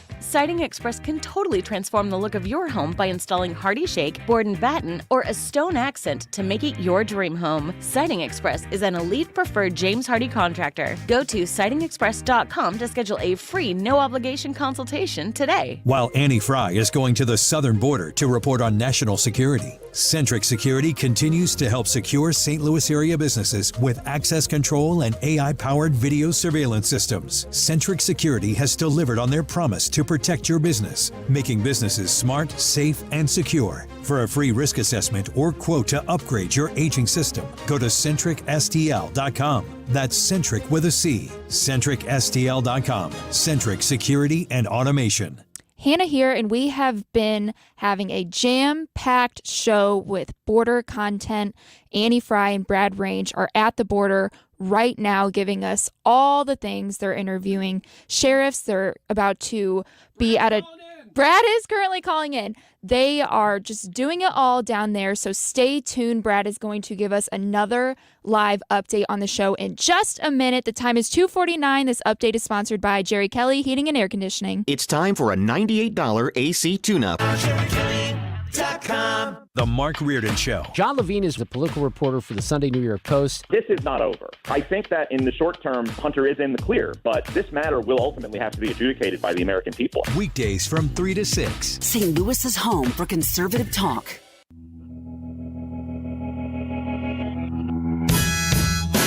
Annie Fry is reporting live from the southern border. Sponsored by Centric Security and Automation. Hey, Mr. Correspondent, how are you, Brad Range? Oh, I'm doing great. How are you, Ryan Wiggins? I am probably a little bit cooler in the studio than you guys are out there baking, but we talked to you guys at the beginning of the show at just after 12 o'clock. Update us on what's happened since then. Well, right now we are in Catholic Charities, and we're getting ready to go in and do a little charity work with some migrants that have come here. I'm looking in. They're kind of separated from us right now. We're signing in, and I'm looking in. There's a lot of people here, a lot of kids. Looking to see the humanitarian side of it now, the issues caused by it's not just people coming across the border. These are people coming across the border. And so whenever people come here, then you got to figure out, well, how do we take care of them? How do we support them? How do we feed them, shelter them, stuff like that. And so now we're looking at the work that Catholic Charities is doing to try to assist these people who are coming here. Brad, when people come there to this location that you're at with Catholic Charities, do they stay there, or is that like a checkpoint along the stream where they're going somebody else afterwards, or what happens? Oh, I'm not really sure because we literally just walked in the door. Annie's filling out my visitor name tag as we speak. So as I get more information, I'll be happy to share that with you. But until then, I can't really say for sure. Yeah, you know what I would like to know, and maybe you already have talked to people about this a little bit. I won't keep you too long because I know you guys are like right there and ready to walk in the door. But just before you do, as you're talking to these people, and Annie's doing these interviews, and I'm sure you're talking to people as well, are people being, this is what I keep seeing, are people being coached to say certain things when they cross the border, like, oh, I'm seeking asylum, or, saying certain key words? Have you heard anything about that? I have not heard anything on that, and I haven't been able to talk to anybody here yet, so I don't really know about that either. I know I've heard that from time to time, but I can't verify any of that. Yeah.